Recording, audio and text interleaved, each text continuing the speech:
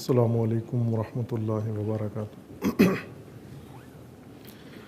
اعوذ باللہ من الشیطان الرجیم، بسم اللہ الرحمن الرحیم۔ الحمد للہ والصلاة والسلام علی رسول اللہ وآلہ آل اللہ، واللعنۃ الدائمۃ علی اعدائہم اعداء اللہ من یوم عداوتہم الی یوم لقاء اللہ، اما بعد، فقال الامام حسین بن علی علیہ السلام: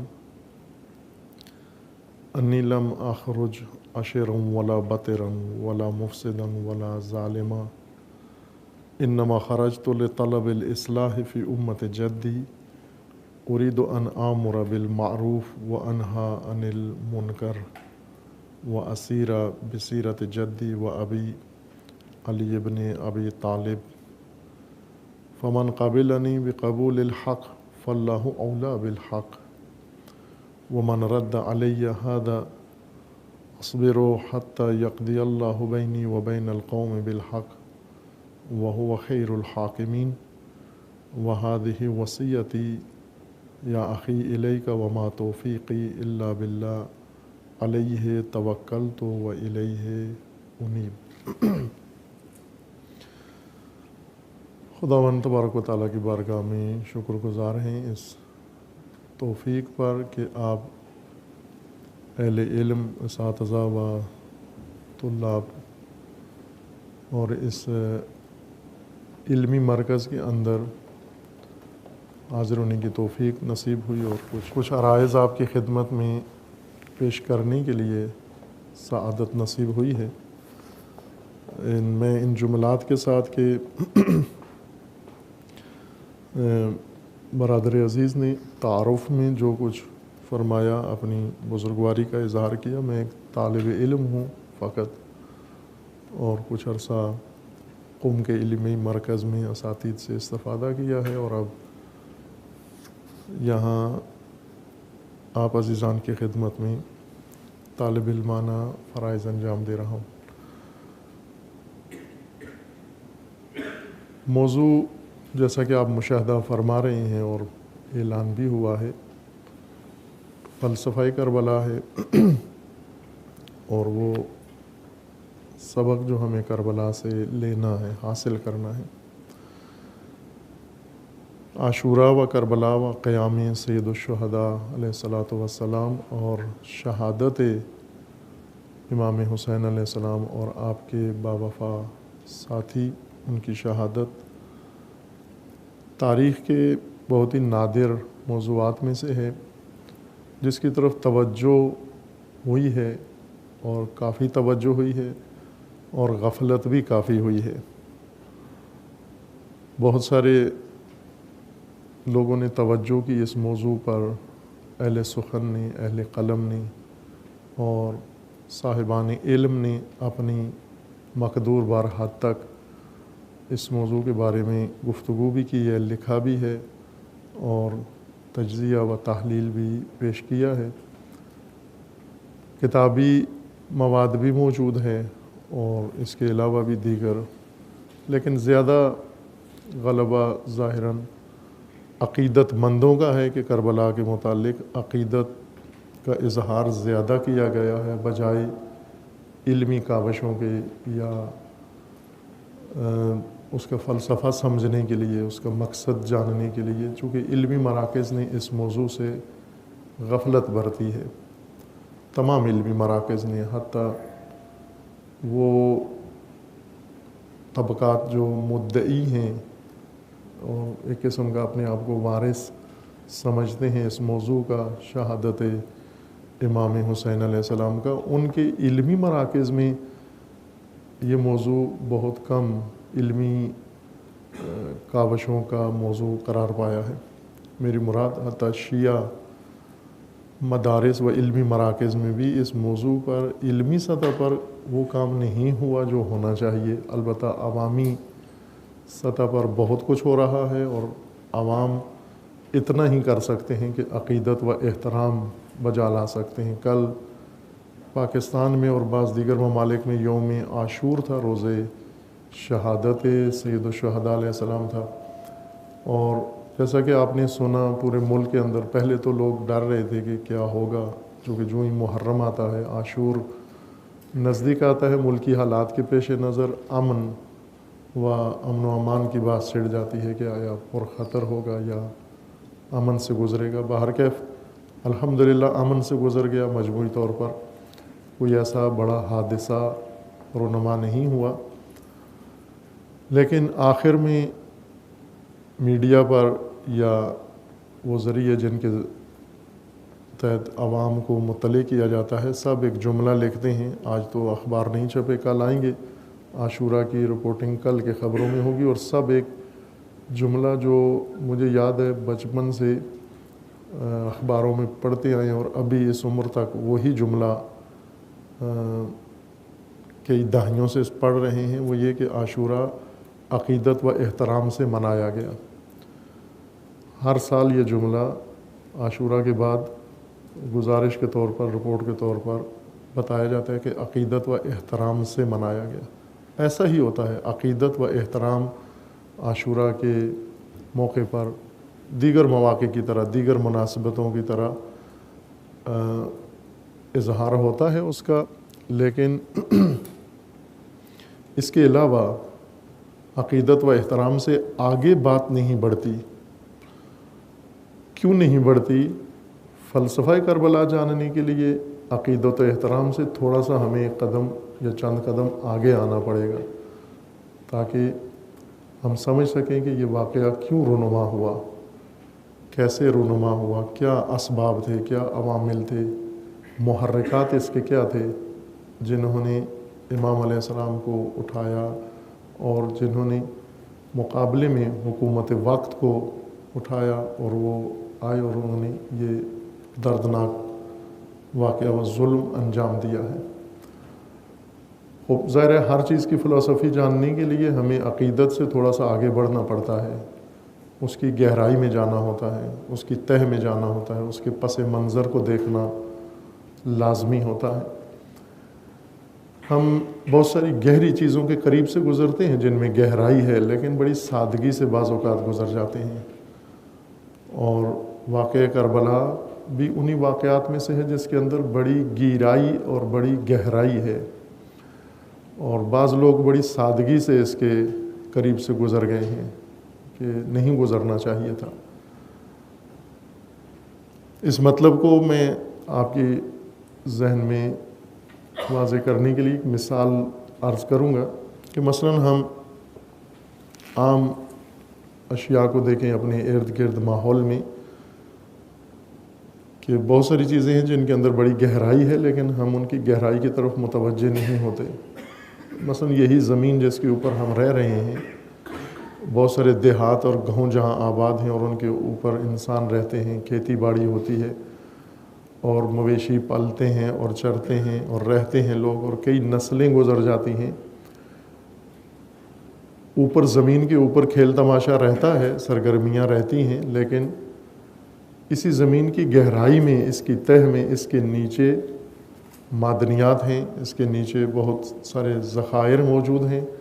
اس گہرائی میں پڑی ہوئی دولت و ثروت کی طرف اوپر رہنے والے انسان متوجہ نہیں ہیں، چونکہ وہ اپنی روزمرہ سرگرمیوں میں مشغول ہیں، انہیں کھانے پینے سے سروکار ہے اور انہیں لذتوں سے سروکار ہے۔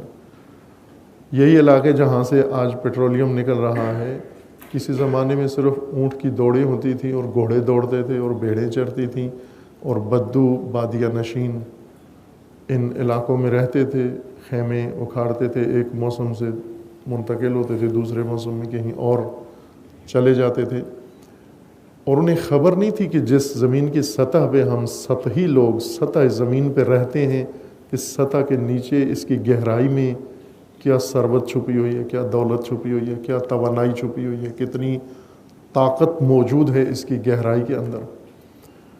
رہے اوپر اپنی عمر گزار کے، زندگی گزار کے اور چلے گئے، اور ان کے بعد دوسری نسلیں آئیں اور انہوں نے بھی اپنے پیش رو لوگوں کا ہی عمل تکرار کیا، جس طرح قرآن کریم میں بتایا گیا ان کو کہ تم وہی کام کر رہے ہو جیسا تم نے اپنے آبا کو پایا ہے، یا جب رسول الہی انبیاء کرام ان اقوام کو دعوت دیتے تھے دین کی اور حق شناسی کی، حق کی پیروی کی، اس پر وہ یہ جواب دیتے تھے کہ انا وجدنا آباءنا علیہ، ہم نے اپنے آبا کو، باپ دادا کو ایسے ہی کرتے پایا ہے جیسے ہم کر رہے ہیں، اور آپ انبیاء ہمیں کچھ اور راستہ بتا رہے ہو، ہم آپ کی بات نہیں سنتے، حاضر نہیں ہیں، چونکہ آبا کے طریقے سے ہٹ کے آپ بات کر رہے ہیں۔ انا وجدنا آباءنا علیہ،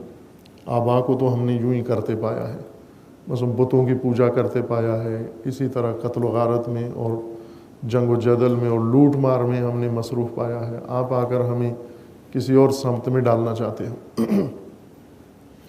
کیوں لوگ گہرائی میں نہیں اترتے اور سادگی سے گزر جاتے ہیں، حتیٰ محرومیت بھی باعث بنتی ہے اس چیز کی کے لیے کہ ہم کتنے محروم رہ جاتے ہیں جب سطح زمین پر سطحی زندگی گزارتے ہیں اور زمین کی گہرائی میں موجود ثروت تک نہیں جاتے، ارادہ نہیں رکھتے، عزم نہیں کرتے، سوچ نہیں ہے اور وہاں پہنچتے بھی نہیں ہیں، کوشش نہیں کرتے۔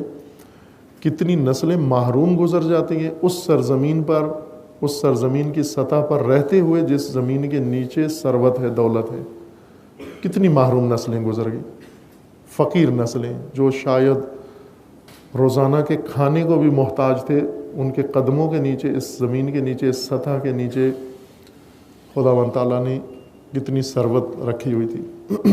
ہم اپنی سرزمین کو ہی دیکھیں تو ایسا ہی ہے، جس سرزمین کے اوپر مثلا پاکستانی زندگی گزار رہے ہیں، اسی سرزمین کے نیچے گہرائی میں اللہ تعالیٰ نے مال و ثروت رکھی ہوئی ہے، لیکن سطح زمین پر لوگ محرومیت کی زندگی، سطحی زندگی گزار رہے ہیں۔ گہرائی میں جائیں تو وہ ساری ثروت ان کو نصیب ہو سکتی ہے۔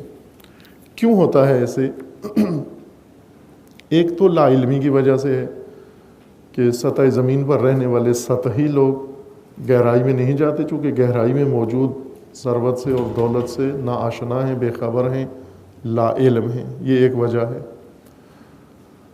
دوسری وجہ یہ ہے کہ اس شے کی گہرائی میں نہیں اترتے اور توجہ نہیں کرتے، چونکہ ان کو اس گہرائی میں ابھی علم نہیں، اپنا کوئی مفاد فائدہ نظر نہیں آتا، اور سطح زمین پر اپنی حرکات کا انہیں فائدہ نظر آتا ہے، اور انسان چونکہ مفاد کو زیادہ ترجیح دیتا ہے، مقاصد پر مفاد کو ترجیح دیتا ہے، لہٰذا مفاد اس کو یہ بتاتا ہے کہ آپ وقت ضائع کریں گے، اگر گہرائی میں جائیں گے تو ٹائم ضائع ہوگا آپ کا۔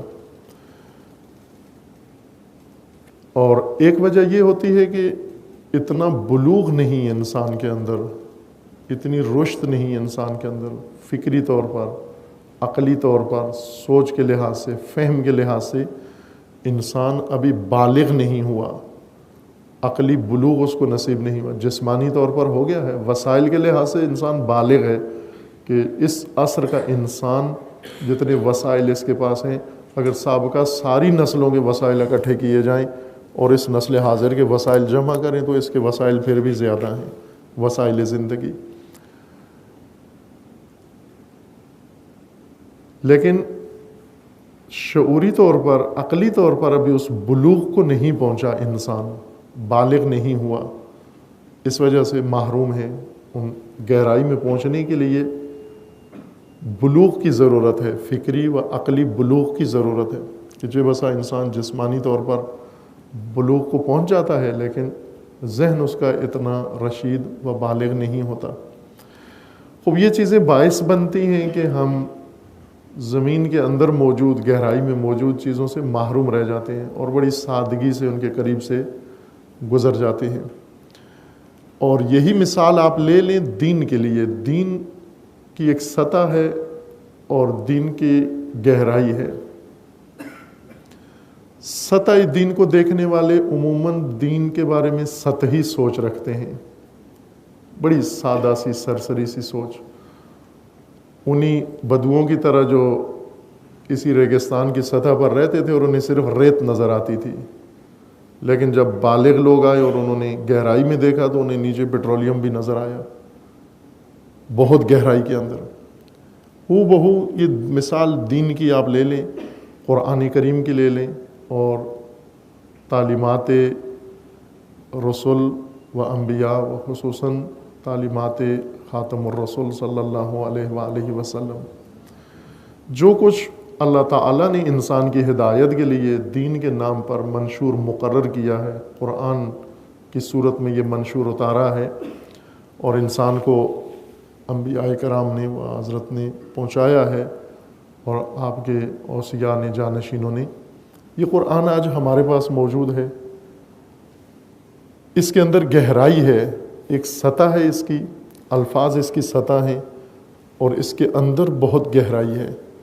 اس گہرائی میں بہت عظیم ثروت انسان کے لیے موجود ہے، بہت عظیم سرمایہ بشر کے لیے اللہ تعالیٰ نے اس کے اندر مقرر کیا ہے. جس طرح قرآن کریم کا تعارف قرآن خود کرا رہا ہے، ذالک الکتاب لا ریب فیہ ھدی للمتقین. یا سورہ مبارکہ بقرہ کی ایک اور آیت کے اندر ہے، شہر رمضان الذی انزل فیہ القرآن ھدی للناس وبینات من الھدی والفرقان، کہ یہ ہدایت بشر کے لیے اور ہدایت صاحبان تقویٰ کے لیے. ہدایت سے مراد یہ ہے کہ انسان مخلوق ہے. یہ بات تو سب جانتے ہیں کہ انسان مخلوق ہے، پیدا ہوا ہے، نہیں تھا پھر آ گیا اور پھر رخصت ہو جائے گا. البتہ معدوم نہیں ہوگا، ختم نہیں ہوگا، سفر ہے اس کا، اور اس سفر میں ابھی یہاں اس منزل پہ پہنچا ہے، اور یہ سفر اس کا آگے جاری ہے. اس کی خلقت کا مقصد ہے، کسی مقصد کے تحت خلق کیا گیا ہے، حادثاتی طور پر نہیں آ گیا.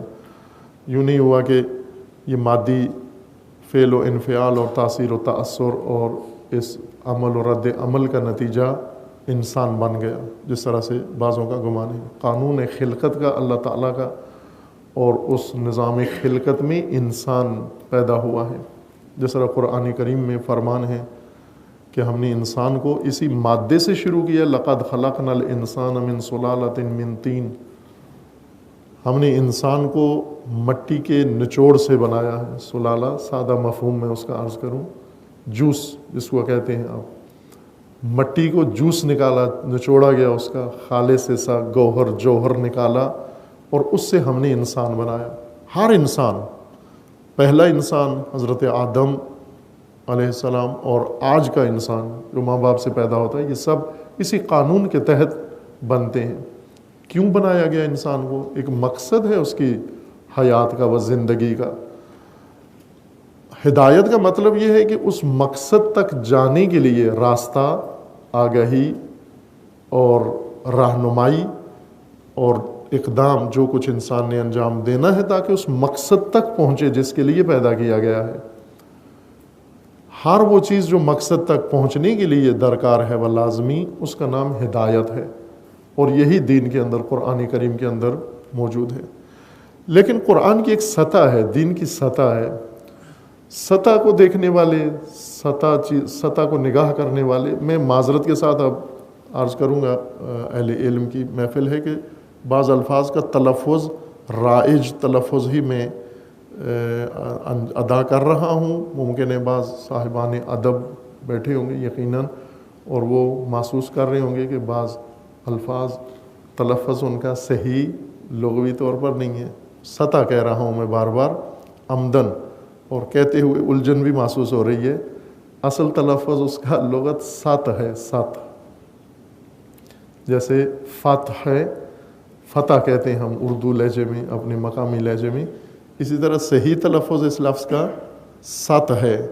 لیکن رائج، چونکہ میں سط کہوں گا کسی کو کچھ سمجھ میں نہیں آئے گی سط کیا ہوتی ہے، میں جان بوجھ کر وہی رائج تلفظ ہی ادا کر رہا ہوں، سطح بار بار. کہ دین کی ایک سطح ہے، اوپر کا حصہ، جیسے یہ میز کی، یہ زمین کی سطح ہے، جو ہر ایک کو جو آنکھیں کھولیں تو نگاہ اسی پہ پڑتی ہے. یہاں کچھ نہ کچھ ہوتا ہے سطح پر ہمیشہ. دین کی ایک سطح ہے، اوپر کا حصہ، اور دیکھنے والے عموماً اسی کو دیکھتے ہیں، اور یہ نہیں سوچ ان کے اندر اتنی عقل نہیں، یا عقل سے کام نہیں لیتے کہ اس سطح کے نیچے بھی کچھ ہو سکتا ہے. اگر سابقہ انسان عقل سے کام لیتا کہ ہر چیز جو سطح رکھتی ہے اس کے نیچے بھی طے بھی ہے یا اس کے نیچے گہرائی بھی ہے، گہرائی میں بہت کچھ ہوتا ہے۔ پرانے کسان جن علاقوں میں بارشیں، نہریں، دریا نہیں ہوتے تھے تو انہیں یہ یقین تھا کہ نیچے پانی ہے، پینے کا پانی یا کھیتی باڑی کا پانی زمین کی گہرائی میں ہے، سطح خشک ہے لیکن نیچے دریا بہہ رہے ہیں، زمین کے نیچے نہریں چل رہی ہیں۔ اور یہ وہ لوگ تھے جو عقل سے کام لیتے ہیں کہ ہم کیوں پیاسے مریں سطح زمین پر۔ سطحی سوچ یعنی سطح کو دیکھنے کی سوچ، وہ سوچ جس کے تحت انسان فقط ایک شے کی سطح کو دیکھتا ہے، اور سطح کو دیکھے تو یہاں تو ریت ہے، پانی نہیں ہے، بس ہمارا حکم کیا ہے؟ پیاس سے مر جاؤ۔ وہ کہتے ہیں نا، ہمارا حکم یہ نہیں کہ ہم پیاس سے ریگستان میں مر جائیں، بلکہ ہمیں اللہ نے عقل دی ہے۔ عقل کا کام ہی گہرائی میں جانا ہے۔ حس، ہمارے پاس دو چیزیں اللہ تعالیٰ نے عطا کی ہیں، ایک حواس ہیں، دیکھنے کی قوت، سننے کی قوت اور سونگھنے کی قوت، چکھنے کی قوت، جو قدیم سے علماء اور اہل علم ہمیں سکھاتے آئے ہیں، بتاتے آئے ہیں۔ یہ قوتیں، لمس کرنے کی قوت کسی شے کو، یہ 5 حصے ہمارے پاس موجود ہیں حقائق کو دیکھنے کے لیے۔ یہ 5 حصے سطح کے لیے ہیں۔ اللہ تعالیٰ نے ہمیں محروم نہیں رکھا کہ سطح کو بھی آپ نے دیکھنا ہے، سطح کو بھی سمجھنا ہے۔ سطح دیکھنے کے لیے کسی شے کی 5 چیزیں دی ہیں، اور ساتھ یہ بھی فرمایا کہ سطح تو نہیں ہے صرف، اس کے نیچے گہرائی بھی ہے، تو گہرائی تک تو آنکھ نہیں جاتی، گہرائی تک تو کان نہیں جاتے، گہرائی تک تو چکھنے کی یا سونگھنے کی قوت نہیں جاتی۔ یہ حس ہے، اور حس کا کام محسوس کو فقط سمجھنا ہے، یعنی ہر شے کی سطح کو سمجھنا ہے، جسم اور جسم کی سطح کو سمجھنا ہے۔ مثلا یہ میز ہے، اس کی سطح مجھے آنکھ سے نظر آ رہی ہے، لیکن اس کے اندر وہ مجھے آنکھ نہیں دکھائے گی مجھے۔ یا انسان ہے، آپ میرا چہرہ دیکھ رہے ہیں، چہرہ جلد ہے، سطح ہے یہ، لیکن اس انسان کی ذہن میں کیا گزر رہی ہے، اس کی شخصیت میں کیا ہے، اس کی پرسنالٹی کیا ہے، اس کے افکار کیا ہیں، اس کی سوچ کیا ہے، اس کے رجحانات کیا ہیں، یہ آپ کو کوئی آنکھ دنیا کی نہیں بتا سکتی، کوئی کان دنیا کا نہیں سن سکتا یہ باتیں۔ اس کے لیے اللہ نے عقل دی ہے ہمیں۔ عقل کا کام ہی گہرائی میں جانا ہے۔ دین بھی خدا نے بنایا، اللہ تعالیٰ نے ہماری رہنمائی و ہدایت کے لیے ایک سطح بنائی دین کی، اور اس سطح کے نیچے گہرائی ہے۔ یہ روایات کتب حدیث کے اندر موجود ہیں کہ ان للقرآن ظاہرا و باطنا، قرآن کا ایک ظاہر ہے اور اس کا باطن ہے، ولباطنہ باطن، اور پھر اس کے باطن کا باطن ہے، الی 70 ابطن، حتیٰ کہ 70 باطن قرآن کریم کے موجود ہیں۔ یہ رسول اللہ کا فرمان ہے اور ائمہ اطہار کی تعلیمات ہیں کہ قرآن کا ایک ظاہر ہے، لفظی سطح ہے، اور اس کے 70 باطن ہیں، یعنی 70 تہیں ہیں گہرائی کی، اور آپ کے لیے ہے یہ قرآن کریم، آپ نے اس گہرائی میں بھی اترنا ہے۔ عموماً جو لوگ غفلت برتتے ہیں، کسی موضوع کو اہمیت نہیں دیتے، کیوں نہیں دیتے؟ دین کو کیوں اہمیت نہیں دیتے؟ کہ اس وقت ایک عام انسان کی زندگی کا جو کاذب زندگی، میں اس کو نام رکھوں گا، ایک کاذب زندگی کا حصہ بن گیا ہے دین سے دوری، دین سے لا تعلقی۔ چونکہ ماحول اس طرح کا کاذب بن گیا ہے کہ دین سے تعلق شرمندگی کا باعث بنتا ہے بعض لوگوں کے لیے، اور پشیمانی کا باعث بنتا ہے بعض لوگوں کے لیے۔ یہ میں باتیں اپنی بدگمانی سے نہیں کر رہا ہوں، مشاہدے سے کر رہا ہوں۔ ایک بہت ہی اچھی دیندار شخصیت ہمارے بہت قریبی دوستوں میں سے ہیں، بہت مذہبی، گھر بھی ان کا مذہبی، سب، یہ بات انہوں نے بتائی ہمارے ہی ادارے میں بیٹھ کر، جامعہ میں بیٹھ کر۔ وہ خود یہ بتا رہے تھے کہ میرا ایک بیٹا، وہ پتہ نہیں اس کے ذہن میں کیا آیا کہ وہ کہنے لگا کہ میں مدرسے میں، دینی مدرسے میں تعلیم حاصل کروں گا، پڑھوں گا، جا کر دین پڑھوں گا۔ یہ مذہبی شخصیت ہیں، تو کہتے ہیں میں نے اس کے سامنے ہاتھ جوڑے، اللہ کا نام لے، تو خدا کا خوف کر، ہماری ناک نہ کٹوا، ہماری عزت ہے اس معاشرے کے اندر، تو کیا سوچ رہا ہے؟ یہ ایک مذہبی انسان کی سوچ ہے کہ ان کا بیٹا دین پڑھنے کے لیے اگر چاہتا ہے کہ میں دین پڑھوں، تو باپ خوفزدہ ہو جاتا ہے، مذہبی باپ خوفزدہ ہو جاتا ہے کہ یہ تو کیوں اس لیے کہ پسماندگی کی علامت ہے، ہمیں بہت لوور طبقے میں آ جائیں گے اگر تم مذہبی ہو گئے یا دینی ہو گئے۔ ایک تو اس کاذب ماحول نے ہمیں دین سے دور کر دیا ہے، اور دوسرا سطحی نگاہوں نے دور کر دیا ہے، گہرائی میں نہیں جاتے، ہم سوچتے نہیں ہیں، اور جو سطحی طور پر دیکھتے ہیں ظاہر، ہم یہ سمجھتے ہیں کہ ساری حقیقت اسی سطح پر ہی ہے، اگر ہوتی تو مجھے نظر آ جاتی۔ جن سرزمینوں کے نیچے پیٹرولیم ہے، آپ کہیں جی نہیں ہے، کیوں نہیں ہے؟ چونکہ میں نے دیکھا، اس سرزمین سے وزٹ کر کے آیا، اگر ہوتا تو نظر آ جاتا مجھے تو صرف ریت نظر آئی وہاں پر۔ صحیح فرماتے ہیں آپ، چونکہ آپ نے حس سے دیکھا، حس فقط سطح کو دیکھتی ہے، گہرائی میں نہیں جاتی۔ اگر عقل سے دیکھتے تو آپ کو زمین کے نیچے بھی بہت کچھ نظر آ جاتا، جیسا کہ آتا ہے اہل فکر کو۔ قرآن کریم مذمت کرتا ہے ان لوگوں کی جو قرآن پڑھتے ہیں تدبر نہیں کرتے۔ پڑھنا سطح ہے، تدبر کرنا گہرائی میں جانا ہے، اس کی تہ میں جانا ہے، کہ آپ تہ میں بھی جو ہوتا کہ آپ کو حقیقت پتہ چلے۔ عزیزان، اگر ہم قرآن کی یا دین کی تہ میں جائیں، ایک اثر اس کا یقیناً میں ایک طالب علم کی حیثیت سے آپ کی خدمت میں یہ دعوے سے کہہ سکتا ہوں، گہرائی میں تدبر کا نتیجہ یہ نکلے گا کہ آپ کی رغبت دین میں زیادہ ہو جائے گی، لا تعلقی ختم ہو جائے گی، سطحی پن آپ کا ختم ہو جائے گا، اور یہ جو ذہنیت ہے ہماری کہ دین میں کیا رکھا ہے، مذہب میں کیا رکھا ہے، یہ کاذب احساس ختم ہو جائے گا، اور وہ چیزیں جن میں ہم سمجھ رہے ہیں کچھ رکھا ہوا ہے، وہ اندر سے کھوکھلی نکلیں گی، اندر سے ان کی سطح ہی ہے، اندر کچھ بھی نہیں ہے۔ بعض چیزیں ایسی ہیں جن کی فقط سطح ہے، اندر کھولیں کچھ بھی نہیں ہوتا، جیسے آج کل یہ بچوں کے لیے بناتے ہیں کھانے کی چیزیں، چپس وغیرہ، اندر ہوا بھر دیتے ہیں، اتنا پھولا ہوا، اور بڑی خوشی سے جا کر لیتے ہیں کہ پتہ نہیں کیا ہوگا اس کے اندر، جب کھولتے ہیں تو اندر 2 پیس پڑے ہوتے ہیں، بچہ بھی بگڑ جاتا ہے کہ یہ باپ نے دھوکہ کیا میرے ساتھ۔ ایسی پھولی ہوئی چیزیں ہیں، یہ صرف سطح ہے، ہوا بھر کے اس کی سطح پھلا دی گئی غبارے کی طرح، اندر سے کھوکھلا ہے، کچھ بھی نہیں ہے، حقیقتاً اندر کچھ بھی نہیں ہے۔ لیکن کچھ چیزیں ہیں جن کی سطح مرجائی ہوئی ہے، جیسے اب میں یہاں معذرت کے ساتھ، جیسے بعض چیزیں ہوتی ہیں نا، پھل، ان کا سطح مرجائی ہوئی ہوتی ہے۔ کھجور مثلا، پکی ہوئی کھجور دیکھیں تو سطح اس کی اتنی دلچسپ نہیں ہوتی، لیکن اندر بھری ہوئی ہوتی ہے کھجور، اس کے اندر ساری غذائیت ساری محفوظ ہوتی ہے، سطح اس کی جریاں پڑی ہوتی ہیں اس کے اوپر۔ بعض چیزوں کی اگر سطح پر ہی رک جائیں گے آپ محروم رہ جائیں گے۔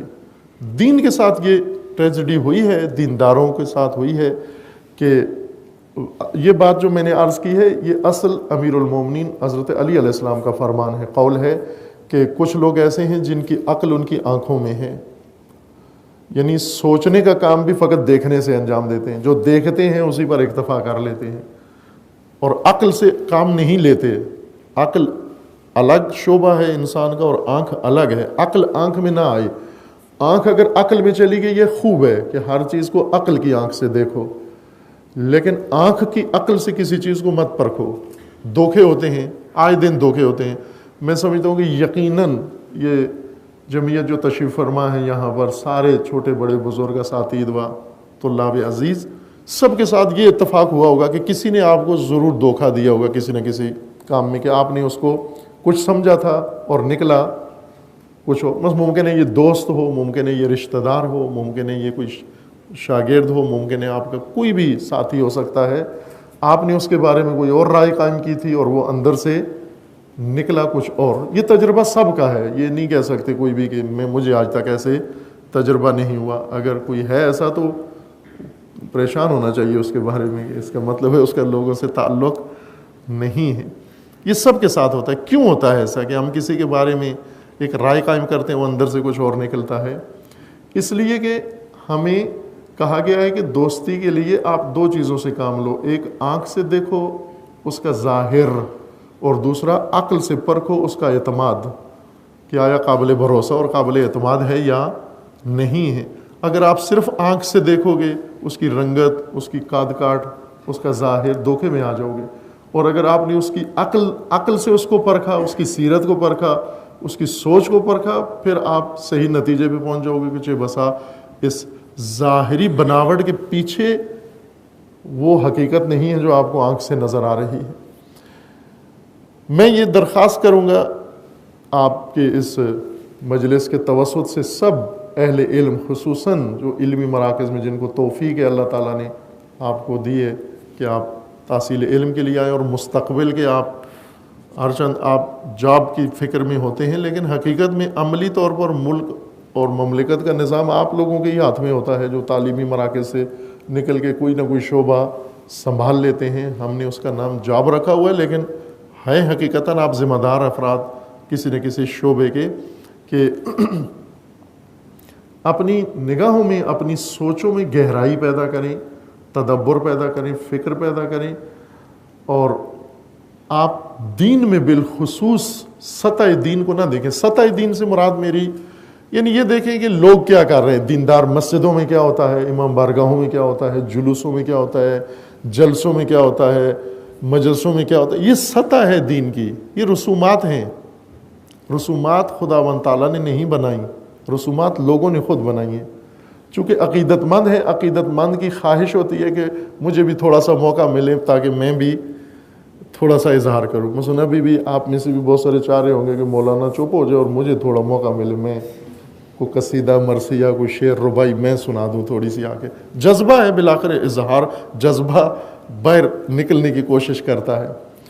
عقیدت مند جب عقیدت کا اظہار کرتا ہے تو بعض اوقات تسلی نہیں ہوتی اس کی کہ پتہ نہیں صحیح اظہار ہوا یا نہیں ہوا۔ جس طرح آپ کے گھر میں کوئی معزز مہمان آ جائے تو آپ او بھگت کرتے ہیں، پھر ساتھ معذرت بھی کرتے ہیں، جی ممکن ہے آپ کے شایہ نشان میں پذیرائی نہ کر سکا آپ کی، یہ ہوتا ہے۔ یعنی تسلی نہیں ہوتی کہ یہ جو ہم نے حق ادا کیا ممکن ہے حق ادا نہ ہوا ہو، اس لیے مزید بڑھ کر اور کچھ آپ، اور پھر اصرار بھی کرتے ہیں کہ یہ بھی کھائیے، یہ بھی ہم نے آپ کے لیے پکایا تاکہ صحیح حق ادا ہو جائے۔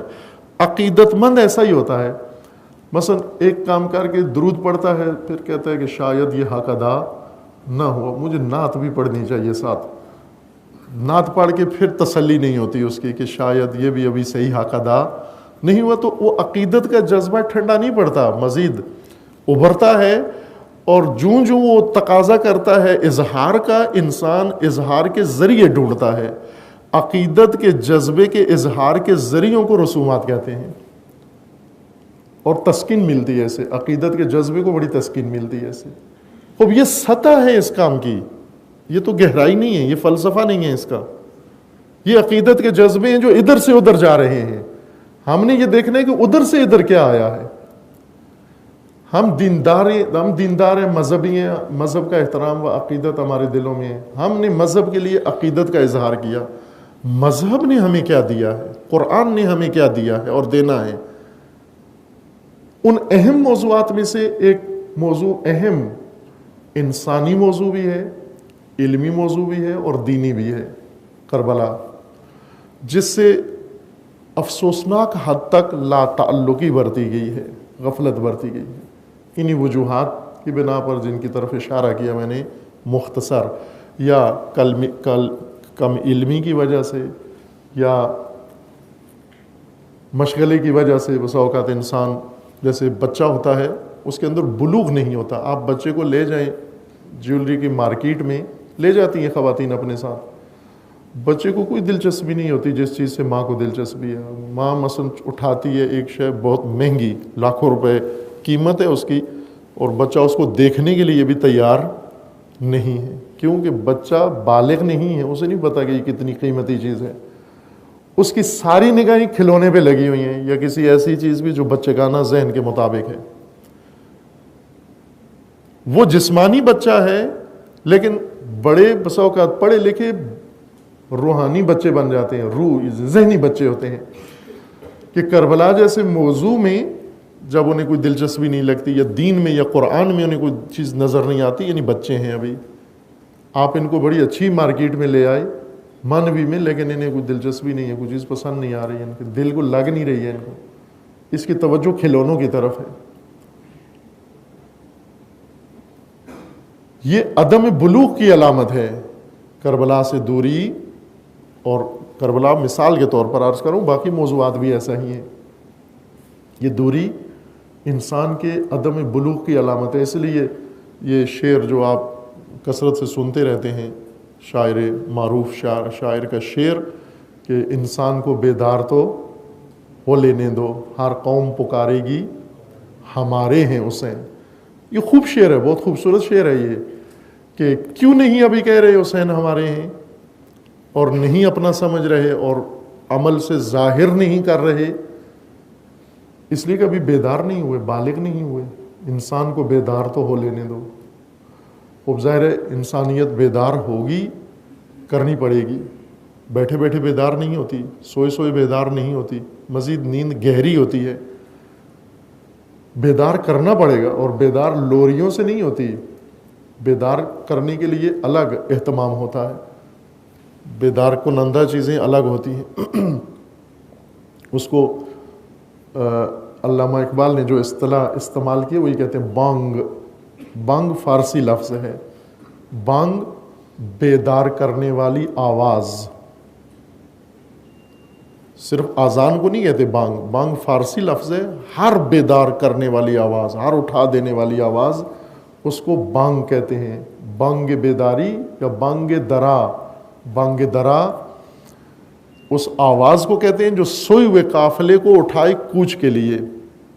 قافلے پرانے زمانوں میں چلتے تھے، تھک جاتے تھے، رات کو کسی جگہ جا کے پڑاؤ ڈال کے سو جاتے تھے، اور سحری کو دوبارہ اٹھ کے انہیں چلنا ہوتا تھا. اور سحری وہ وقت ہے جس میں ان کی نیند بہت گہری ہوتی تھی. ان سوئے ہوئے نیند میں ڈوبے ہوئے قافلے کے ارکان کو جگانے کے لیے ایک نہیب شدید قسم کی آواز نکالی جاتی تھی. کبھی وہ جانور کا سینگ بجاتے تھے، یا کوئی بھاری آواز والا، یا ڈھول یا اس طرح کی کوئی چیز ہوتی تھی. اس کو بانگ کہتے تھے.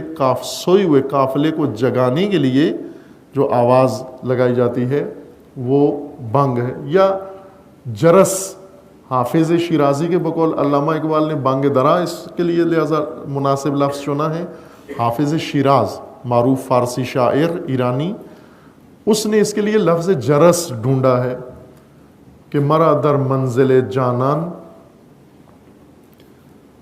کہ مجھے اس دیار میں، دیار جانان میں کیا رغبت ہے، میرا کیا کام ہے یہاں پر. کہ کیونکہ ہر دم جرس فریاد می دارد کہ بر بندید محملہ. کہا کہ تم سوئے ہوئے ہو، جرس کی آواز تمہارے کانوں میں نہیں پہنچ رہی، میں تو سن رہا ہوں کہ جرس بج رہی ہے، گھنٹی یعنی یہ جرس مسلسل آوازیں دے رہی ہے کہ محمل باندھو، سامان باندھو کہ وقت کوچ آ گیا ہے. یہ مسلسل آواز آ رہی ہے. سلانے والی آوازیں الگ ہوتی ہیں. علامہ اقبال بانگ درا ہیں. بانگ درا اور لوری میں فرق ہے. لوری وہ آواز ہے جو سلا دیتی ہے، حس کو سلا دے، سوچ کو سلا دے، عقل کو سلا دے، فکر کو سلا دے، یہ لوری ہے. لیکن جو جھنجھوڑے ان کو افکار کو بھڑکائے، جیسے ہمارے، البتہ ہمیں تجربہ نہیں ہے افکار بھڑکانے کا، چونکہ پاکستانیوں کے جذبات زیادہ بھڑکائے جاتے ہیں. سیاستدان بھی جذبات بھڑکاتے ہیں، مذہبی بھی جذبات بھڑکاتے ہیں. یہ پاکستان کا جو تقریر کا سٹائل ہے پوری دنیا میں کہیں بھی نہیں ہے، انڈیا پاکستان میں، کہ پھپھڑے کے زور سے بات کرنا، گلا پھاڑ پھاڑ کے بات کرنا. مثلا پوری توانائی اس کے لیے وہ باقاعدہ جا کر ڈوپنگ کر کے آتے ہیں آواز نکالنے کے لیے. مثلا جب بھی کوئی مناسبتیں ہوں تقریروں کے لیے، ایسے چیخ چنگاڑ کے بولنا، گلے پھاڑ پھاڑ کے بولنا، یہ تو اصل انسان مہذب طریقہ بسا اوقات نظر نہیں لگتا. کہ آپ بات کرنی ہے آرام سے بات کرو تاکہ سننے والا سن رہے آپ بھی بولو. یہ کیا طریقہ ہے؟ اگر جس طرح بولنے والا بول رہا ہے اسی طرح سننے والا بھی اگر اٹھ کے سننا شروع کر دے، اسی طرح بپھر جائے وہ بھی، تو کیا منظر ہوگا وہاں پر. پوری دنیا میں کہیں بھی نہیں ہے اس طرح، کہیں تقریر نہیں ہوتی جس طرح ہمارے یہاں ہوتی ہے. وجہ کیا ہے کہ ہم جذبات بھڑکانے کے ماہر ہیں، جذبات ابھارنے کے، ہر بات پہ جذبات ابھرتے ہیں. نہج البلاغہ میں امیر المومنین خطبے میں فرماتے ہیں کہ اللہ تعالیٰ نے انبیاء مبعوث فرمائے بعث النبیین، خداوند تعالیٰ نے انبیاء مبعوث فرمائے، کس لیے؟ لیثیروا لہم دفائن العقول، تاکہ دفن شدہ عقل کو ابھاریں و اٹھائیں۔ انبیاء آئے ہیں سوئی ہوئی عقل کو جگانے کے لیے، نہ جذبات جگانے کے لیے۔ لہٰذا انبیاء کے کام میں جذباتیت نہیں ہے۔ آپ پورا قرآن پڑھ لیں، آپ کو جذباتیت نظر نہیں آئے گی، احساس سے نہیں کھیلتا قرآن۔ تدبر و غور و فکر کو ابھارتا ہے، عقل کو ابھارتا ہے۔ عقل کو ابھارے، عقل ابھرے گی، بڑھکے گی، زندہ ہوگی، کام کرے گی، پھر انسان گہرائی میں جاتا ہے۔ یہ بالغ النظر افراد اگر نہ ہوں یا کھیل تماشا سے ان کو فرصت ملے اور گہرائی میں جائیں، انہیں اندازہ ہوگا کہ ان واقعات کے اندر یا ان موضوعات کے اندر کتنا سرمایہ ہے انسان کے لیے، خصوصاً کربلا کے اندر۔ خوب اس تمہید کے ساتھ اب ہم آئیں، دیکھیں ذرا کربلا کی گہرائی میں جائیں، اس سطح سے پیچھے جائیں، تھوڑا نیچے جائیں، ہم اس کے باطن میں جائیں کہ یہ ماجرا کیوں ہوا، کیسے ہوا۔ سوچنے کی ضرورت ہے۔ تاریخوں میں سطح لکھی جاتی ہے، تاریخ سطح کا نام ہے۔ تاریخ کو نظر ہی سطح آتی ہے، تاریخ کبھی گہرائی میں نہیں اترتی۔ بعد میں تاریخ کا تجزیہ کرنے والے آتے ہیں جو تاریخ کی مدد سے گہرائی میں جاتے ہیں۔ تاریخ کی سطح انہیں یہ موقع دیتی ہے کہ وہ اس سطح سے نیچے اتریں اور اس کی تہ میں اور گہرائی میں جائیں۔ ہم اب تاریخ کی مدد سے تاریخ کی تہ میں جاتے ہیں، گہرائی میں جاتے ہیں۔ کہ البتہ عرض کیا کہ کربلا چونکہ مذہبی اس کے اندر عنصر موجود ہے، دینی ہے، اور عقیدت کا پہلو غلبہ رکھتا ہے کربلا کے موضوع پر دیگر مذہبی موضوعات کی طرح، اور عقیدت کے جذبوں میں حقیقت جلوہ نما نہیں ہے، حقیقت بالکل چھپی ہوئی ہے۔ عقیدت موقع نہیں دیتی حقیقت کی طرف جانے کا۔ عقیدت میں بڑی طاقت ہوتی ہے، جذبہ ہوتا ہے، جذبات ہیں اس میں۔ حقیقت کو تھوڑا سا سکون چاہیے ہوتا ہے سمجھنے کے لیے۔ تاریخ میں جو ظاہر لکھا گیا ہے، سطح تاریخ یہ ہے کہ امیر شام کے مرنے کے بعد طے یہ ہوا تھا، پہلے معاہدہ ہوا تھا امیر شام اور امام حسن مجتبیٰ علیہ السلام میں۔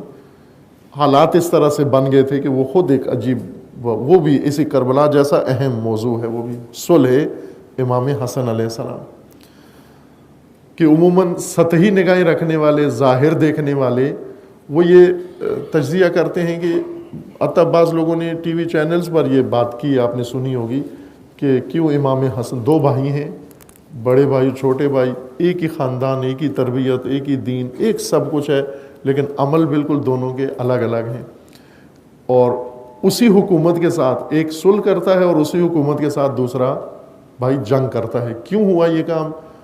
بعضوں نے کہا کہ یہ مزاجوں کا فرق ہے، یعنی وہ ذرا نرم مزاج تھے اور یہ تیز مزاج تھا ان کا۔ یہ ٹی وی چینلز پر بعضوں نے اظہار کیا ہے، اور اس قسم کے اظہارات فقط یہی بتاتے ہیں کہ اظہار کرنے والا سطحی نگاہ رکھتا ہے، سطح کو دیکھ رہا ہے، نیچے نہیں دیکھ رہا۔ اگر نیچے دیکھتا تو اس کو پتہ چلتا، صلح کی گہرائی میں جاتا اور جنگ کی گہرائی میں جاتا تو گہرائی میں دونوں ایک ہیں اندر سے۔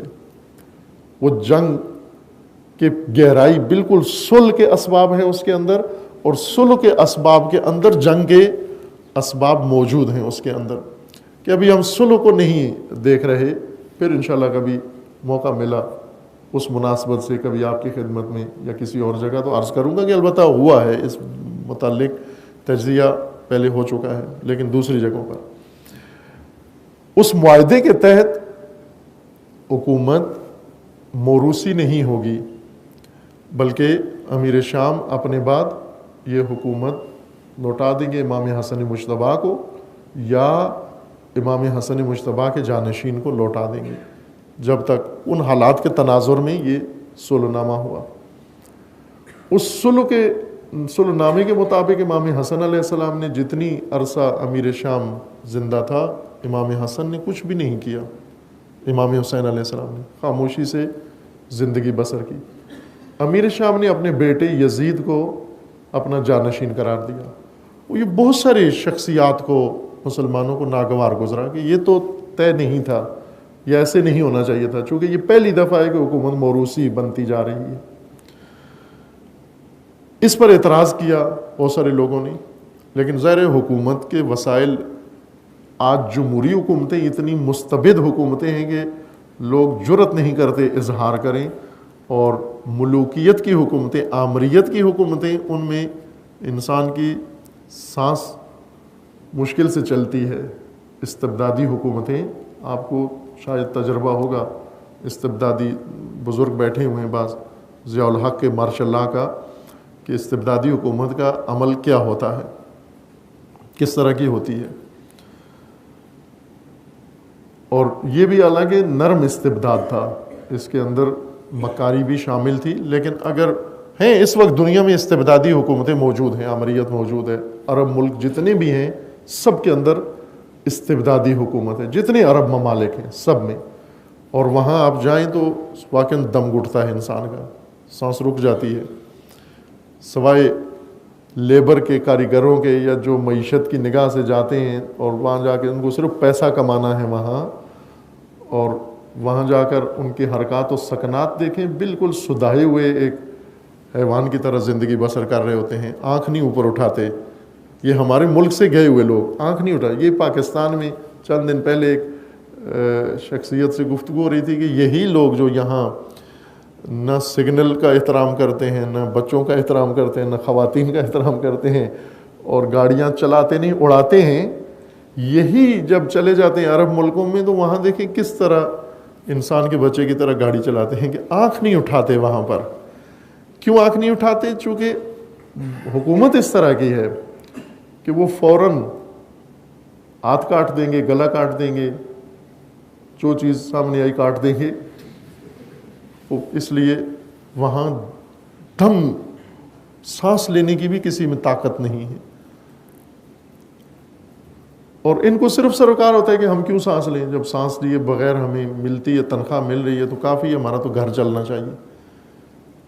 آپ کے ملک میں پھر بھی تمام آشفتگی و آشوب و ہر چیز کے باوجود بھی آپ میں ہوں گے ایسے جو دوسرے ملکوں سے ہو کر آئے ہوئے ہیں ہر طرح کے، لیکن یقین جان لیں کہ پاکستان ان حالات میں بھی بڑی نعمت ہے، یہ پرآشوب ملک پھر بھی نعمت ہے، اتنی مشکلات کے باوجود بھی جو اس کے اندر ہیں۔ دہشت گردی ہے، ناامنی ہے، فرقہ واریت ہے، قوم پرستی ہے، اور سیاست بازی ہے، بہت کچھ ہو رہا ہے۔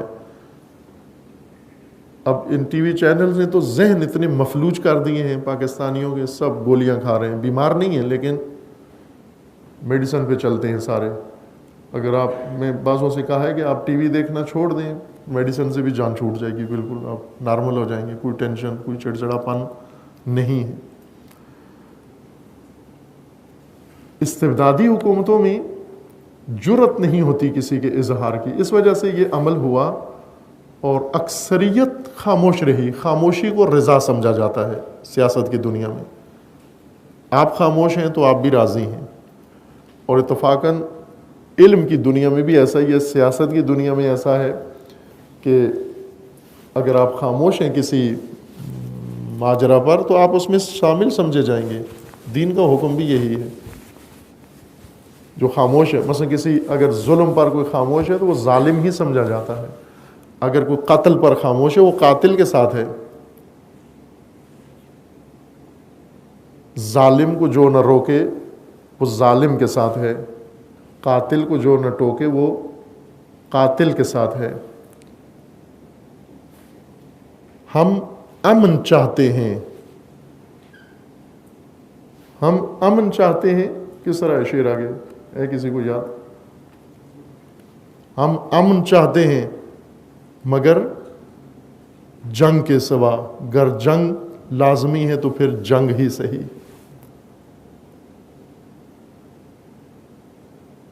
قاتل کو جو نہ روکے وہ قاتل کے ساتھ ہے، ظالم کو جو نہ ٹوکے وہ ظالم کے ساتھ ہے۔ ہم امن چاہتے ہیں مگر ظلم کے خلاف، گر جنگ لازمی ہے تو پھر جنگ ہی صحیح۔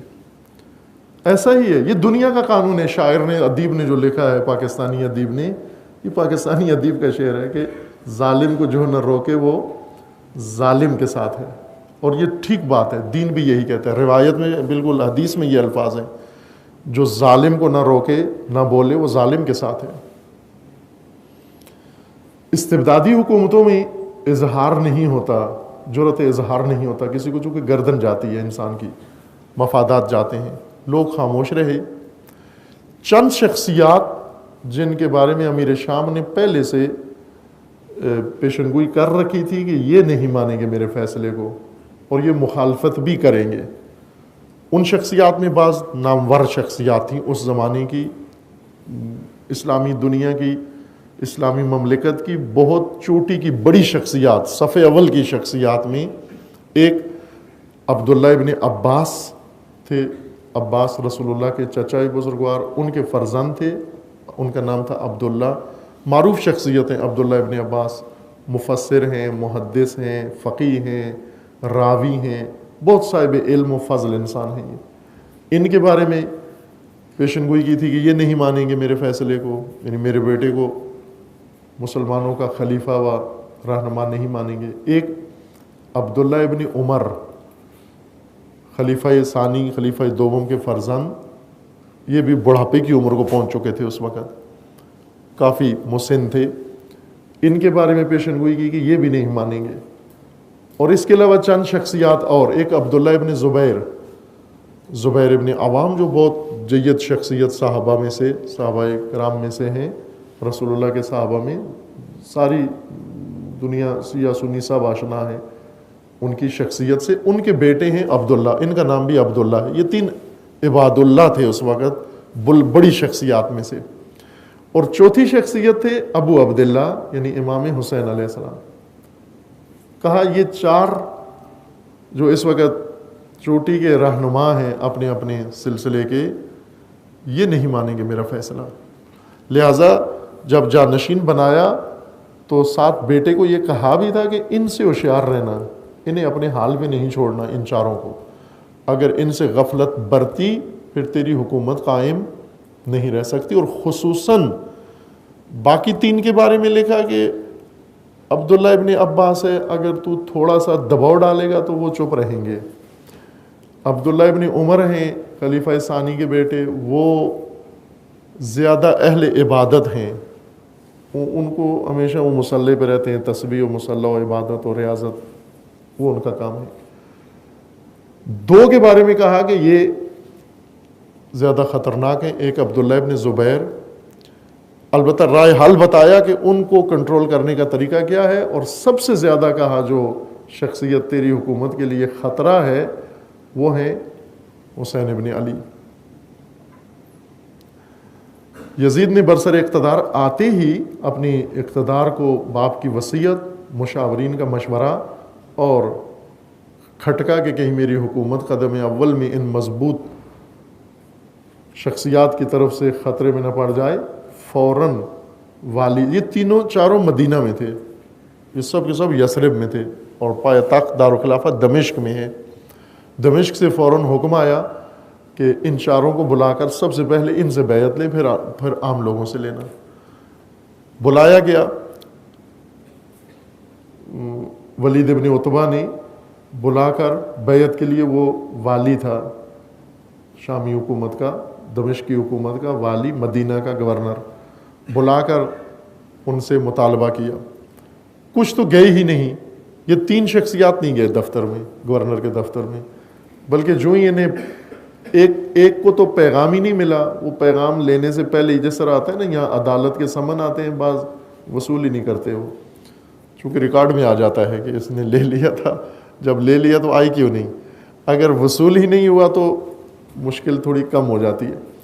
کچھ نے وصول ہی نہیں کیا, کچھ گھر چھوڑ گئے. امام علیہ السلام کو اطلاع ملی, مدینہ لکھا ہوا ہے دقیق روایات کے اندر, یہ میرے سامنے کتاب ہے جس کے اندر یہ ساری تاریخ تفصیل کے ساتھ ہے. اس میں ہے کہ امام علیہ السلام مسجد النبی میں تھے اور وہاں پر حکومتی اہلکار آیا اور اس نے آ کر سرکاری خط دیا اور دعوت کے آپ کو طلب کیا جا رہا ہے, گورنر صاحب نے بلایا ہے. امام علیہ السلام نے اس کو کہا کہ ٹھیک ہے میں آتا ہوں.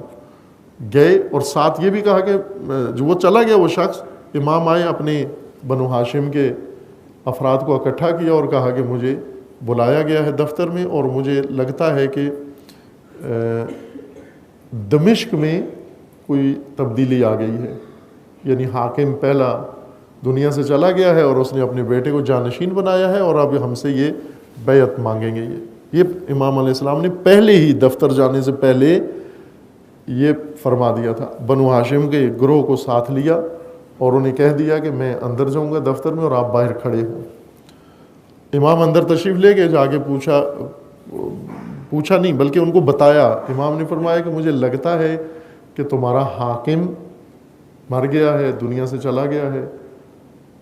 تو انہوں نے کہا کہ ایسا ہی ہے، دمشق سے اطلاع آئی ہے کہ یہ حادثہ ہو گیا ہے، اور آپ نے درست اندازہ لگایا ہے، ہم نے اسی لیے آپ کو بلایا ہے کہ اب حاکم امیر شام نہیں بلکہ یزید ہے، یزید ابن معاویہ، اور یہ ان کا خط ہے ہمارے پاس جس میں واضح لکھا ہوا ہے کہ ان افراد سے بیعت لو، اور خصوصاً حسین ابن علی سے اگر بیعت کریں تو ٹھیک ہے، ورنہ سر، دوسری کوئی چیز نہیں، ورنہ سر چاہیے۔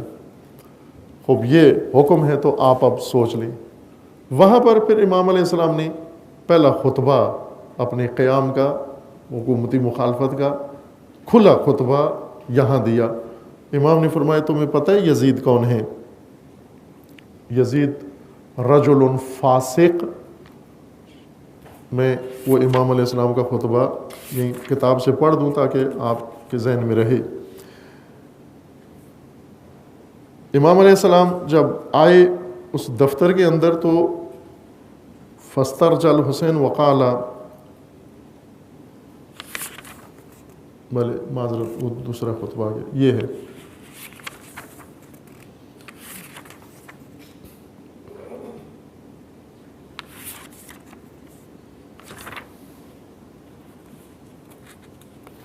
یہ ہے خطبہ۔ جب انہوں نے مطالبہ کیا کہ آپ بیعت کرو تو امام علیہ السلام نے فرمایا کہ یزید کون ہے اور میں اس کی بیعت نہیں کر سکتا۔ وہ یزید رجل فاسق مولن الفسق شارب الخمر قاتل النفس المحرمہ یلعب بالکلاب والفہود ویبغض آل الرسول۔ امام علیہ السلام نے فرمایا کہ تمہیں پتہ ہے یزید کون ہے جس کی بیعت مجھ سے مانگ رہے ہو؟ فاسق، فاجر، شراب خوار، کتوں کے ساتھ کھیلنے والا، اور قاتل نفس محرمہ۔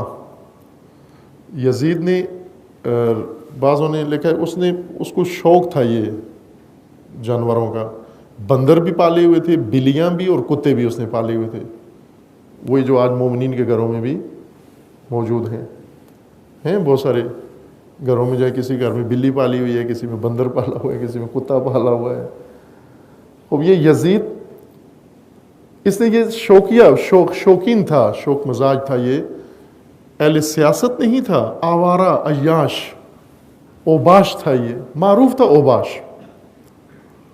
اس نے یہ سب پالا ہوا تھا۔ جب یہ حاکم بنا مسلمانوں کا، یہ اس زمانے کی بات ہے کہ جو بھی یہ بات کرتا، مثلا اس کے پاس آتے درباری، آ کر پوچھتے خلیفہ سے یا حاکم سے، آرڈر لیتے مملکت چلانے کا کہ یا حکمران ہم یہ کام کریں یا نہ کریں، یہ کیا حکم ہے؟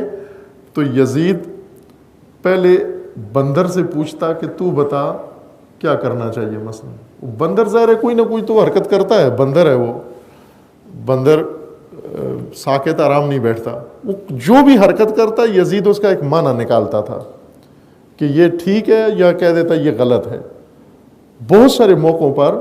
اور اس پر حتیٰ اس کے اپنے دربار کے لوگ اعتراض کرتے کہ یہ کیا مسخرہ بنا دیا تو نے حکومت کو، کہ بندروں سے پوچھ کے تو فرمان صادر کرتا ہے۔ امام علیہ السلام اپنے خطبے میں یہی الفاظ استعمال کریں کہ یہ تو ایسا شخص ہے، اس کے بارے میں آپ مجھ سے بیعت مانگ رہے ہو۔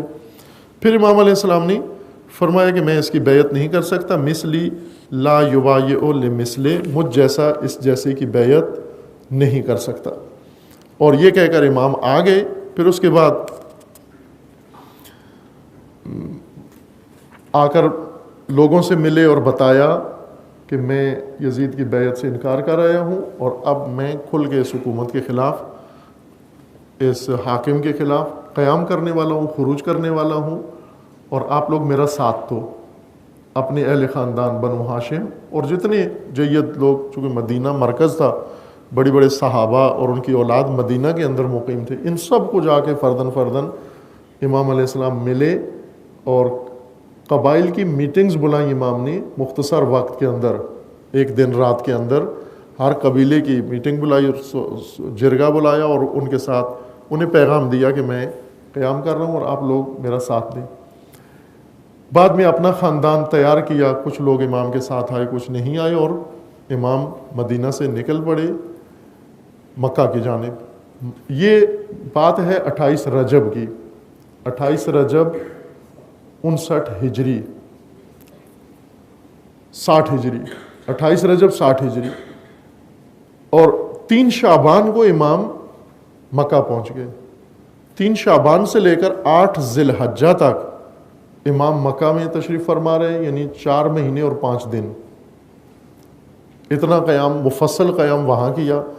چونکہ حج نزدیک تھا، شعبان کا مہینہ تھا، بعد میں رمضان، شوال، ذیقعدہ اور حج ہی کی خاطر امام رکے رہے کہ حج کا موسم آ جائے، پورے امت اسلامیہ متدینین دیندار ساری دنیا سے، ساری مملکت سے حج پہ آ جائیں اور میں ان کو یہ اپنا پیغام دوں اور ان کو بتاؤں کہ کون تمہارا حاکم ہے، کیسا حاکم ہے، اور تمہارا فریضہ شرعی کیا ہے۔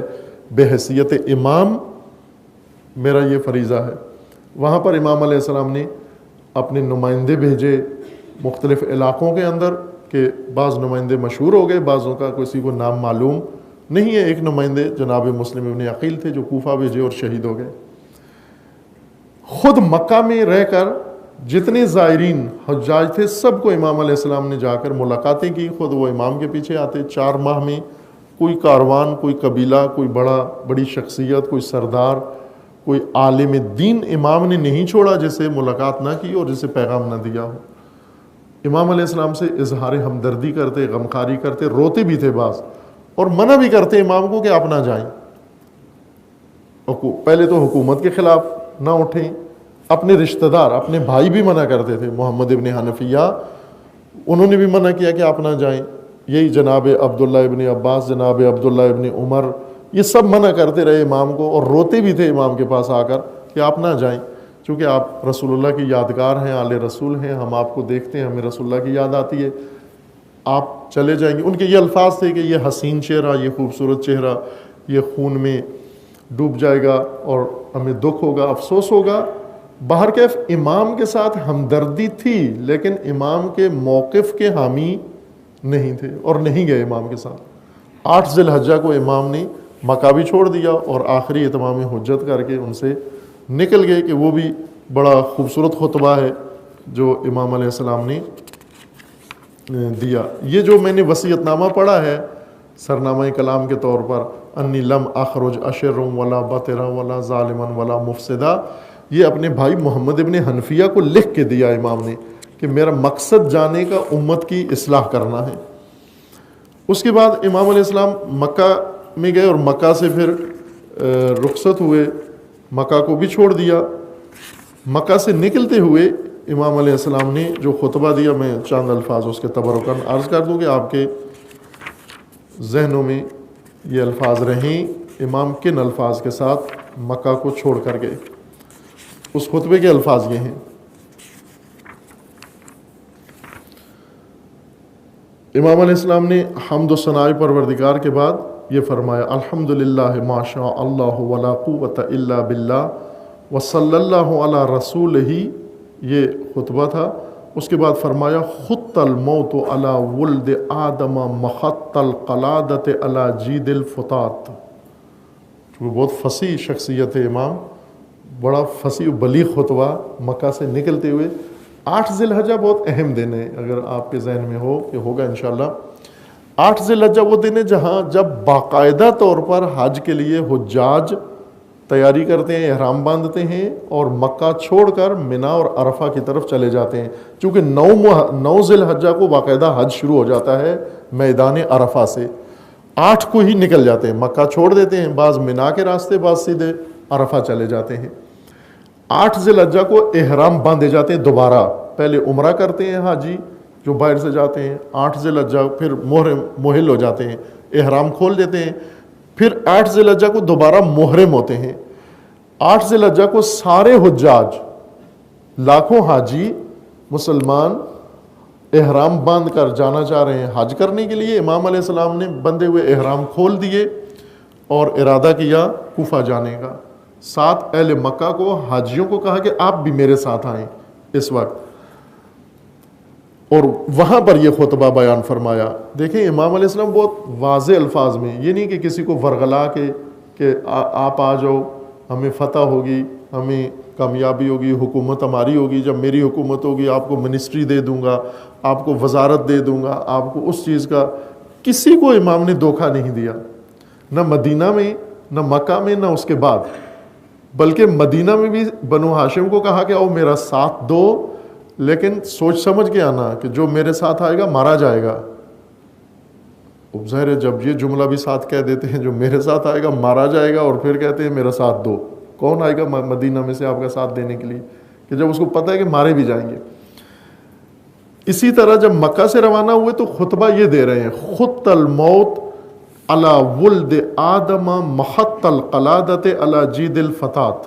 بہت فصیح تعبیر ہے کہ اللہ نے موت انسان کے لیے وہ گلے کا ہار قرار دیا ہے جس طرح جوان عورت کے لیے سونے کا خوبصورت ہار گلے میں وہ بڑے فخر سے پہنتی ہے زیبائی کے لیے، یہ ہار ہے جو اللہ نے ہر انسان کے لیے بنایا، یعنی موت وہ خوبصورت ہار ہے اللہ نے بنایا ہے بشریت کے لیے، جس طرح جوان عورت گلے میں فتات، جوان عورت کو کہتے ہیں، جوان عورت جس طرح گلے میں سونے کا ہار پہنتی ہے۔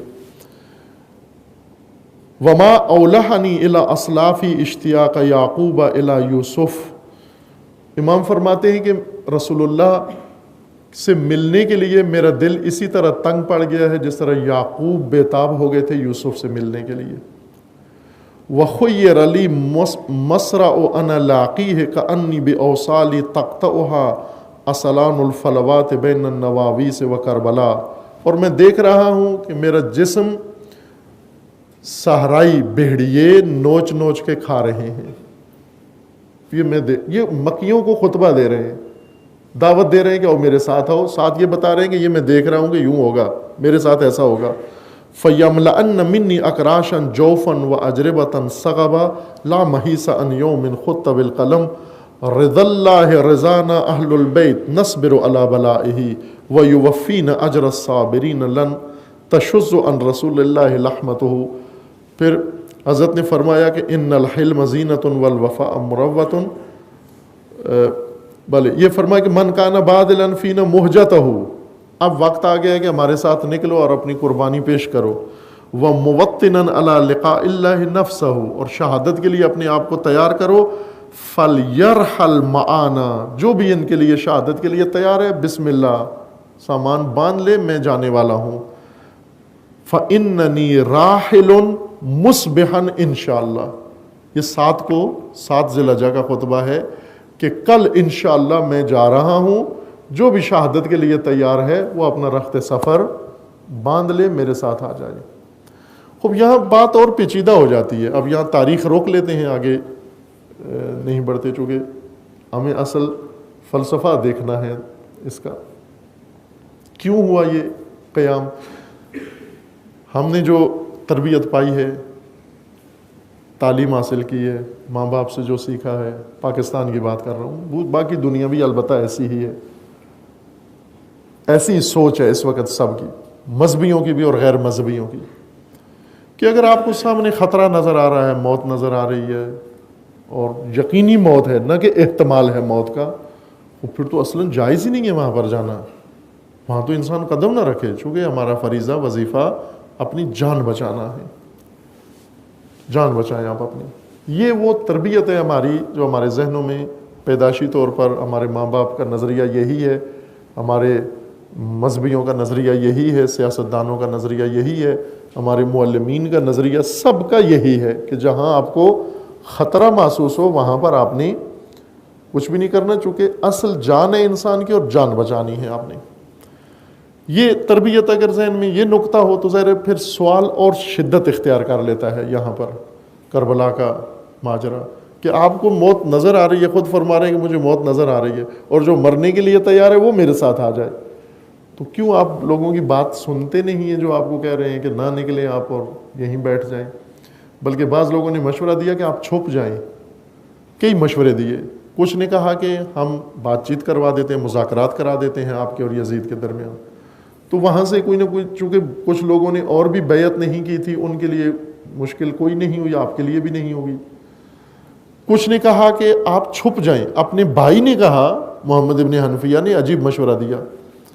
محمد ابن حنفیہ وہ تھے جو امیر المومنین کی دوسری زوجہ سے تھے، علی علیہ السلام کے فرزند تھے، لیکن حضرت زہرا کے فرزند نہیں تھے. ایک اور زوجہ تھی، ان کا نام حنفیہ تھا، ان کے یہ فرزند تھے، اس وجہ سے انہیں محمد ابن حنفیہ کہا جاتا ہے. باقی اولاد جو ہے وہ مثلا علی علیہ السلام کے نام سے حسین ابن علی، حسن ابن علی، عباس ابن علی، لیکن یہ فرزند ماں کی طرف زیادہ منسوب ہے، محمد ابن حنفیہ. کنیہ بھی ان کا ابن حنفیہ تھا. یہ انہوں نے مشورہ دیا امام علیہ السلام کو کہ آپ یہاں سے جائیں، مکہ جا کر کعبہ کے اندر مجاور بن جائیں، چونکہ کعبہ میں قتل کرنا، خون بہانا جائز نہیں ہے. پھر کہا کہ اگر کعبہ میں آپ ناامنی سمجھیں کہ امن نہیں ہے تو کعبہ سے نکل کے یمن چلے جائیں، یمن میں آپ کے ماننے والے زیادہ ہیں، یمن قریب ہے، وہاں جا کے پناہ لے لیں. اگر یمن میں بھی پناہ نہ ملے تو پھر آپ یمن اور مکہ کے درمیان، یہ طائف اور یمن کے درمیان کا علاقہ صحرائی پہاڑی علاقہ ہے، اس میں غاریں ہیں، پہاڑی علاقہ ہے اور غاریں ہیں.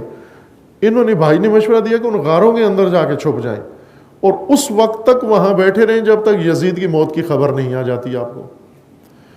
وہ ایک دن تو مرنا ہی ہے نا، اس نے کسی وجہ سے مر جائے گا، شراب پی کے مر جائے گا یا کسی اور وجہ سے، یا کوئی مار دے گا اس کو. اور ایسا ہی ہوا، کربلا کے فوراً بعد مر گیا یزید، زیادہ عرصہ زندہ نہیں رہا، ظاہراً 63 ہجری میں مر گیا وہ. خوب، یہ مر جائے گا، جب مر جائے تو آپ غار سے باہر آ جانا. یہ بھائی اپنا مشورہ دے رہا ہے کہ آپ اس طرح سے کریں. امام علیہ السلام نے یہ باتیں ساری سنی اور اظہار کیا ناپسندیدگی کا کہ امام کو یہ باتیں پسند نہیں آ رہی جو کچھ یہ لوگ بتا رہے ہیں. ایک طرف سے یہ مشورے کہ آپ نہ جائیں، مذاکرات کریں، دوسری طرف سے جو اہم نقطہ ہے وہ یہ کہ امام علیہ السلام فرما رہے ہیں کہ موت مجھے اپنی آنکھوں سے نظر آ رہی ہے. کچھ لوگ یہاں یہ سوچتے ہیں کہ مجبور تھے امام، یعنی جبرن امام کو وہاں لایا گیا، مجبور بھی نہیں تھے. خود امام علیہ السلام فرماتے ہیں میں مجبور نہیں ہوں، بچنے کا راستہ موجود ہے میرے پاس، لیکن میں اس راستے پہ جانے والا نہیں ہوں، وہ راستہ نہیں طے کر سکتا جس راستے میں بچ سکتا ہوں، کیونکہ وہ ایک ہی راستہ ہے اور وہ ہے ذلت. ان الداعی ابن الداعی قد رکزنی بین اثنتین بین السلۃ والذلہ وہیہات من الذلہ. یہ امام علیہ السلام نے فرمایا کہ میرے پاس دو راستے ہیں، ایک موت کا و تلواروں کا راستہ اور ایک ذلت کا راستہ ہے. میں اس راہ پہ چلوں اگر ذلت کے راستے پر بچ سکتا ہوں، میں بھی بچ جاؤں گا، میرا خاندان بھی بچ جائے گا، لیکن یہ راستہ میں نہیں جا سکتا چونکہ ذلت کا راستہ ہے، وہ ذلت میں قبول نہیں کر سکتا ہے، ہاتھ من الذلہ. اب یہاں الجھن یہاں بنتی ہے کہ وہ لوگ جنہیں ایسا مذہب دین پڑھایا گیا ہے جس میں جان بچانی ہے، ذلیل ہو تو بھی جان بچانی ہے، ذلیل نہ ہو تو بھی جان بچانی، اصل جان ہے تمہاری، اور اگر ذلت سے جان بچتی ہے تو کیا حرج ہے، مجبوری کے عالم میں انسان ذلت بھی گلے لگا لیتا ہے. وہ درس جو ہمیں پڑھایا گیا ہے، وہ تعلیم جو ہمیں دی گئی ہے، سب نے مل کر، ماں باپ نے بھی یہی دی ہے اور استادوں نے بھی یہی دی ہے، علماء نے بھی یہی دی ہے، لیڈروں نے بھی یہی تعلیم دی ہے، اصل جان بچانا ہے اور ذلت کو گلے لگا رہو. اس لیے آج پاکستان ذلیل ہے کہ ہماری تعلیم میں شامل ہے، ہم نے جینا ہے ذلت گلے لگا کر. یہاں سے راہ حسین اور دوسروں کا راستہ جدا ہو جاتا ہے. ممکن ہے وہ خود یا حسین بھی کرتے ہوں، لیکن راہ حسین ابن علی نہ چلتے ہوں وہ لوگ. راہ حسین ابن علی یہ کہ ذلت بھی نہیں جا سکتا میں، اور یہ دین کا یوں نہیں کہ امام حسین علیہ السلام نے پہلی دفعہ فرمایا ہے کہ ذلت پہ نہیں جانا، یہ وہ راستہ ہے جو ممنوع ہے دین کے ہاں۔ رسول اللہ صلی اللہ علیہ وآلہ وسلم کی احادیث ہیں اور ائمہ اطہار کے فرامین ہیں، اہل سنت و شیعہ دونوں کے ہاں متفقہ ہیں یہ روایات۔ ان روایات کا مضمون یہ ہے کہ کنز العمال میں بھی ہیں اور وسائل الشیعہ میں بھی ہیں، اور دیگر، میں نے ایک شیعہ کتاب کا نام لیا، ایک سنی، دونوں کے اندر ہیں۔ ان روایات کے اندر ہے کہ اللہ تعالیٰ نے جو احکام شریعت مقرر کی ہے اس میں مجبور لوگوں کا خیال رکھا ہے، یعنی اتنی وہ سخت شریعت نہیں بنائی ہے کہ کوئی مجبور ہو تو بھی اسی پر عمل کرے۔ مثلا اگر کہا نماز پڑھو کھڑے ہو کر، ایک کھڑا نہیں ہو سکتا، درد ہے اس کی ٹانگوں میں، کمر میں، تو اسے نہیں مجبور کیا گیا کہ آپ حتماً بیساکھیاں لے کے کھڑے ہو، نہ، اسے کہا کہ بیٹھ جاؤ، بے شک بیٹھ کے پڑھو۔ آپ مجبوروں کے لیے دین پورا الگ بنایا ہے اللہ تعالیٰ نے، مضطر لوگوں کے لیے۔ حتیٰ کھانے پینے میں یہ کہا گیا کہ اگر آپ کو کھانا نہیں ملا اور اتنا آپ بھوکے ہو گئے کہ مرنے کا خطرہ ہے، اگر آپ کچھ نہیں کھائیں گے تو مر جائیں گے، یہاں صرف ایک چیز ہے اور وہ ہے حرام، مردار، یہ کھائیں تو بچ سکتے ہیں ورنہ مر جائیں گے۔ یہاں پر خود دین کہتا ہے کہ یہ مردار کی حرمت ہم نے اٹھا لی ہے، اب یہ حرام نہیں رہا، کھا لو مردار، اتنا کھا لو جس سے بچ جاؤ۔ اگر آپ کی جان بچنے کے لیے یہ حرام ہی رہ گیا ہے اور کچھ بھی نہیں ہے تو اتنی مقدار کھا لو جس سے تمہاری جان بچ جائے، اس سے زیادہ نہیں کھانا۔ یہ تمام مسالک کا جو بھی اسلامی مسلک فرقے ہیں سب کا متفقہ فیصلہ ہے، چونکہ روایات ہیں اس بارے میں اور حکم خداوند تبارک و تعالیٰ ہے کہ یہ کر سکتے ہو۔ میتہ و مردار حرام ہے، اضطرار کی حالت میں، مجبوری کی حالت میں کر سکتے ہیں آپ۔ اور اس طرح اور بہت سارے استثناء ہیں کہ جہاں پر بتایا گیا یہ ممنوع ہے لیکن مجبوری میں یہ کام کر سکتے ہو آپ۔ ایک چیز کہا گیا ہے کہ اس میں اختیار ہو یا مجبوری، یہاں ایک ہی راستہ ہے اور کوئی متبادل راستہ نہیں ہے، کوئی متبادل راستہ نہیں ہے، اور وہ یہ ہے کہ جب تمہیں ایک طرف ذلت ہو اور ایک طرف زندگی، ذلت پہ جائیں تو بچ سکتے ہیں ورنہ موت ہے۔ اگر ایک آدمی آ کر کہتا ہے گن پوائنٹ پہ، گن پٹی پہ پستول رکھتا ہے، یا ذلیل ہو یا مرنے کے لیے تیار ہو۔ یہاں دین کہتا ہے، حکم دین ہے کہ مسلمان کو، مومن کو، انسان کو اپنے نفس کو ذلت میں ڈالنے کا اختیار اللہ نے نہیں دیا، ذلت نفس نہیں اختیار کر سکتے آپ، یہ حق اللہ نے نہیں دیا آپ کو۔ باقی حق دیے ہیں کہ یہ کر سکتے ہو، یہ حق نہیں دیا اپنے آپ کو ذلت میں ڈالو۔ وہ مر جاؤں گا، مر جاؤ، یہاں پر ذلت میں نہیں جا سکتے۔ یہ موت تمہارے لیے عزت و سعادت ہوگی، ذلت دنیا و آخرت کی نگن بختی ہوگی تمہارے لیے، ہلاکت دنیا و آخرت ہے تمہارے لیے۔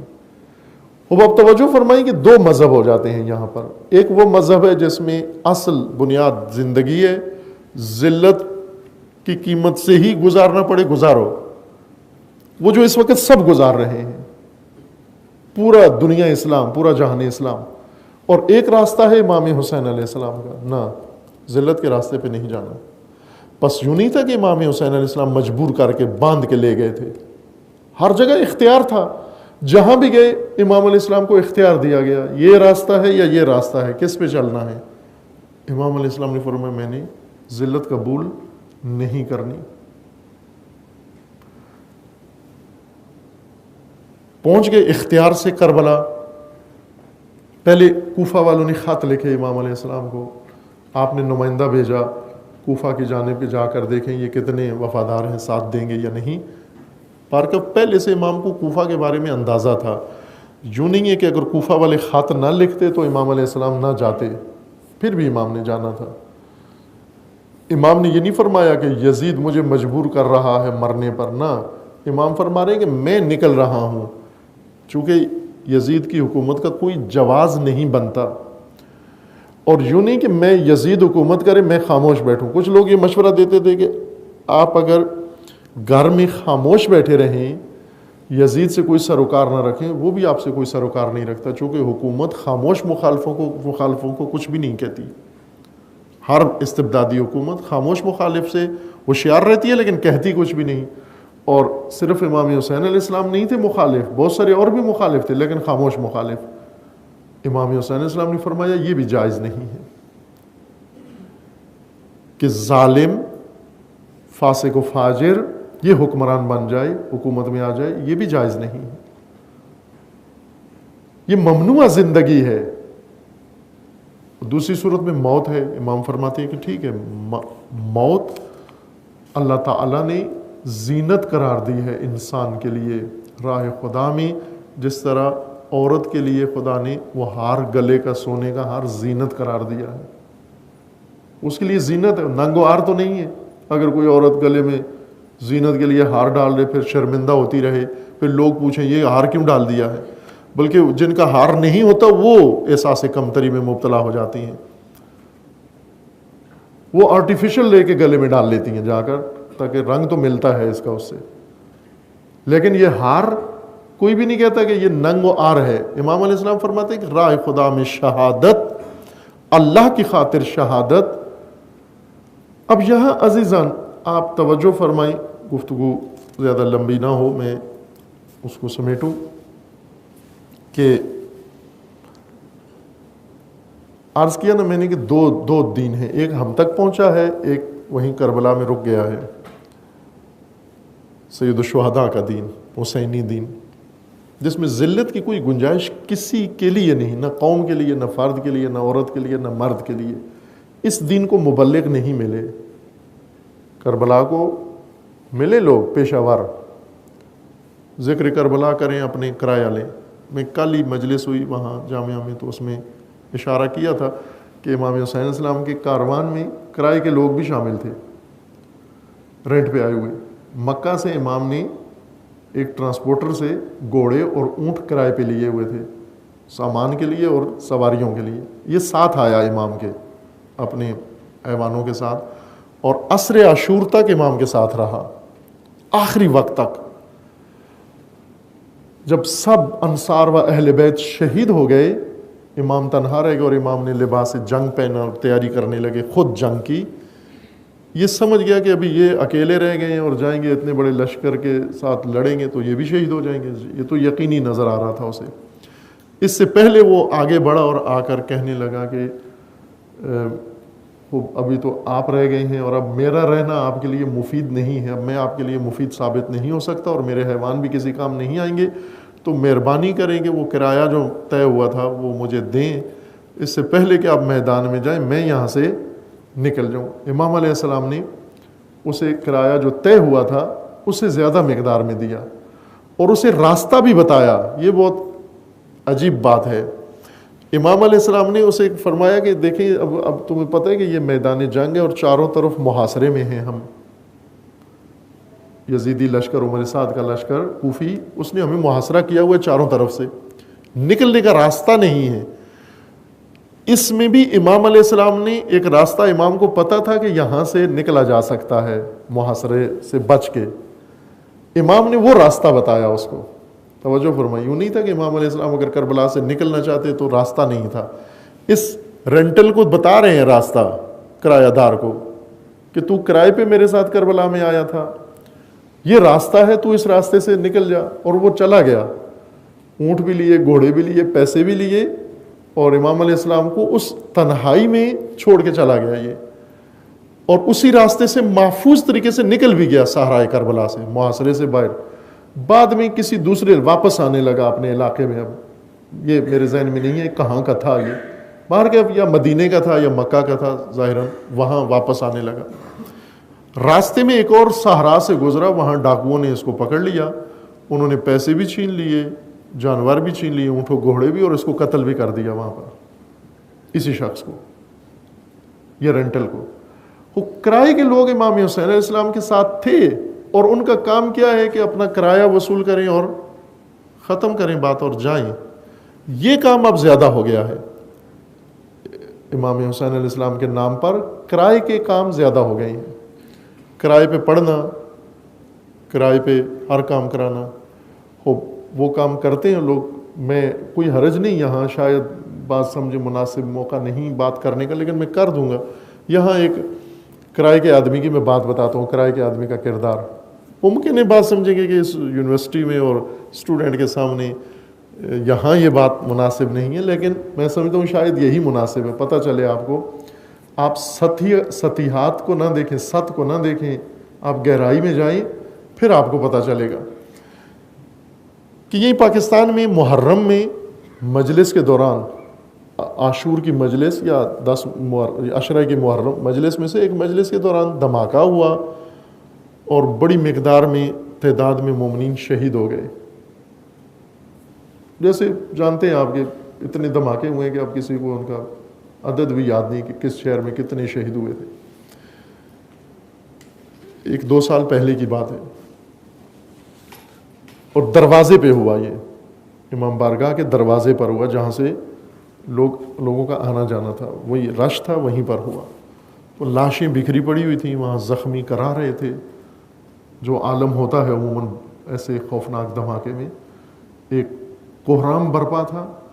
جو کرائے پہ مجلس پڑھنے آیا تھا، معروف شخصیت ہے، سب جانتے ہیں، اور شاید آپ نے بھی سنی اور داد بھی دی ہوگی اس کو. یہ شخص وہاں اس کو پڑھنی تھی، اگر دھماکہ نہ ہوتا تو اس کی باری تھی پڑھنے کی. یہ گیٹ پہ کھڑا ہوا تھا اور لاشیں پڑی ہوئی ہیں، زخمی کرا رہے ہیں اور شور ہے، ایک کوہرام برپا ہے. اور یہ بانی کے پاس گیا، بانی مجلس کے پاس. اس نے کہا کہ دیکھو بھائی، میں نے ٹائم دینا تھا، دے دیا، اب دھماکہ ہو گیا، یہ میں نے نہیں کیا، میں ذمہ دار نہیں ہوں اس کا. مجھے آگے بھی جا کر مجلس پڑھنی ہے، لہٰذا میرا ٹائم تو ہو گیا. اب ظاہر ہے کہ یہ آگے مجالس کا سلسلہ نہیں چلے گا. آپ مہربانی کرو، جو طے ہوا تھا وہ رقم مجھے دو تاکہ میں اگلی مجلس کو پہنچوں. ان لاشوں پر کھڑے ہو کر اس نے فیس وصول کی اپنی، اور پھر آگے چلا گیا لوگوں کو رلانے کے لیے اگلی مجلس میں. وہ آپ کیا سمجھتے ہیں، یہ افراد جو کرائے پہ لاشوں پہ کھڑے ہو کے فیس وصول کر کے آگے چلے جائیں گے، یہ لوگوں کو حسین علیہ السلام کا راستہ بتائیں گے؟ یہ کون سا دین سمجھائیں گے؟ یہ کیا بتائیں گے لوگوں کو؟ سید الشہداء علیہ السلام فرما رہے ہیں کہ عزت کا راستہ، دین عزت کا دین ہے، میں عزت کا امام ہوں، اور امام امت کی اور دین کی عزت کا وارث ہوتا ہے. اس وقت پاکستان، ہم یہ سوچتے ہیں پاکستان کی ترقی، پاکستان کا فلاں امیر ملک پاکستان سرمایہ دار ملک ہے، لیکن پسماندہ ترین ملکوں میں ہے. اس وقت ریورس گیئر اس کا لگا ہوا ہے، تعلیم میں پیچھے، معیشت میں پیچھے، ہر چیز میں ریورس لگا ہوا ہے اس کا. اور افسوس ہوتا ہے جب عالمی سروے میں پاکستان کا نام بالکل تہ میں، اینڈ میں، احترام میں پاکستان کا نام بالکل آخری نہیں لکھتے، آخری سے ایک عدد پہلے لکھتے ہیں. مثلا اگر کل 32 ممالک کرپٹ ہیں تو 31واں نمبر پاکستان کو دیتے ہیں کہ یہ پتہ نہیں کیوں اتنا احترام کرتے ہیں، اس کا معلوم نہیں. عالمی سروے رپورٹس جتنی بھی آتی ہیں پڑھتے ہوں گے آپ کہ ان کے اندر یہ لکھا ہوتا ہے، ظاہر محفوظ ہیں، ابھی نیٹ پر آپ جائیں تو سروے رپورٹس دنیا ساری کے بارے میں، پاکستان کے بارے میں بھی ہیں. ہم نے پاکستان کو بچانا ہے، ہم نے پاکستان کو ترقی دینی ہے، ہم نے پاکستان کو محفوظ کرنا ہے، ہم نے پاکستان کا استحکام قائم کرنا ہے. کس قیمت پر؟ اس وقت پاکستان کو ایک چیز کی ضرورت ہے اور وہ ہے عزت کی ضرورت. آپ نے اگر سفر کیا ہے پاکستانی پاسپورٹ سے تو آپ کو پتہ اندازہ ہو گیا ہوگا کہ کتنی عزت ہے پاکستانی کی. یہ سبز پاسپورٹ جرم کی علامت ہے. میں نے کیا ہے سفر، متعدد سفر کیا ہے، ہر دفعہ ایئرپورٹ پہ پکڑا گیا ہوں پاسپورٹ کی وجہ سے.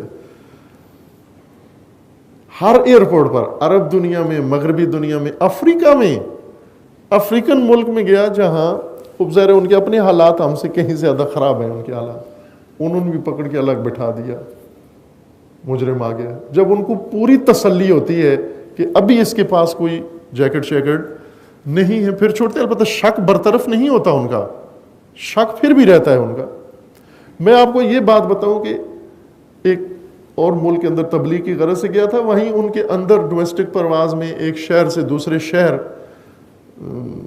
میں گیا، وہاں سفر کیا تو جہاز زیادہ حصہ خالی تھا، بڑا جہاز تھا اور اس میں وہ 15-16 آدمی بیٹھے ہوئے تھے. انہوں نے خود ہی مجھے سیٹ دی، ونڈو سیٹ دی، اور وہ جو ایمرجنسی گیٹ کے ساتھ والی ہوتی ہے جس کے آگے تھوڑا کھلا ایریا ہوتا ہے. میں بھی خوش ہو گیا کہ اچھا ہے, یہاں انہوں نے سیٹ دے دی, آرام سے جائیں گے, باقی تنگ سیٹیں. اور جہاز کھڑا ہوا اڑ نہیں رہا, اور سارا سٹاف جو ہے وہ جمع ہو گیا ایک جگہ پر. میں کتاب پڑھ رہا تھا, مجھے ان کی باتوں میں آپس میں باتیں کر رہے تھے زیادہ, میں متوجہ ہوا کہ باتیں میرے متعلق کر رہے ہیں یہ. تو میں نے دیکھا نہیں لیکن کان لگا لیے کہ یہ کیا کہہ رہے ہیں. وہ آپس میں یہ باتیں کر رہے تھے کہ ان کو کس طرح سے یہاں اس سیٹ سے اٹھا کے کسی اور سیٹ میں بٹھائیں ان کو, کہ یہ نہ ہو کہ یہ دوران پرواز کے دروازہ ہی کھول دے جہاز کا کہ پاکستانی ہے کیا معلوم کہ یہ. اور بعد میں ایک ان کے ایئر ہوسٹس جو تھوڑی ایجڈ تھی, مسن, وہ آئیں بڑی معذرت کر کے اور رسپیکٹ کے ساتھ کہ یہ آپ کا حق ہے, یہ سیٹ آپ کو دی گئی ہے, یہ کوئی نہیں آپ سے لے سکتا, اس طرح کر کر کے. میں نے کہا اصل بات بتاؤ کیا ہے. تو کہنے لگی بات یہ ہے کہ آپ اس سیٹ کو چھوڑ دیں, دوسری سیٹ پر آ جائیں. میں نے کہا کوئی مسئلہ نہیں ہے, میں چلا جاتا ہوں. یہ ان کا ذہنیت ہے پاکستانی کے بارے میں, اور ہر پاکستانی کا تجربہ ہے.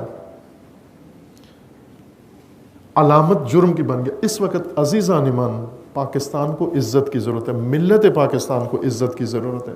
کتنا آسانی سے ہمیں خرید لیتے ہیں, کتنا آسانی سے. عرب آ کے پیسہ لگا کے, بولی لگا کے خرید کے چلے جاتے ہیں.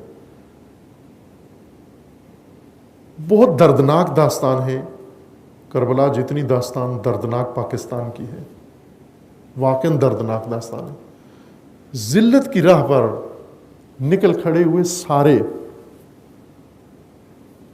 کربلا صرف ایک ثواب کا موضوع نہیں.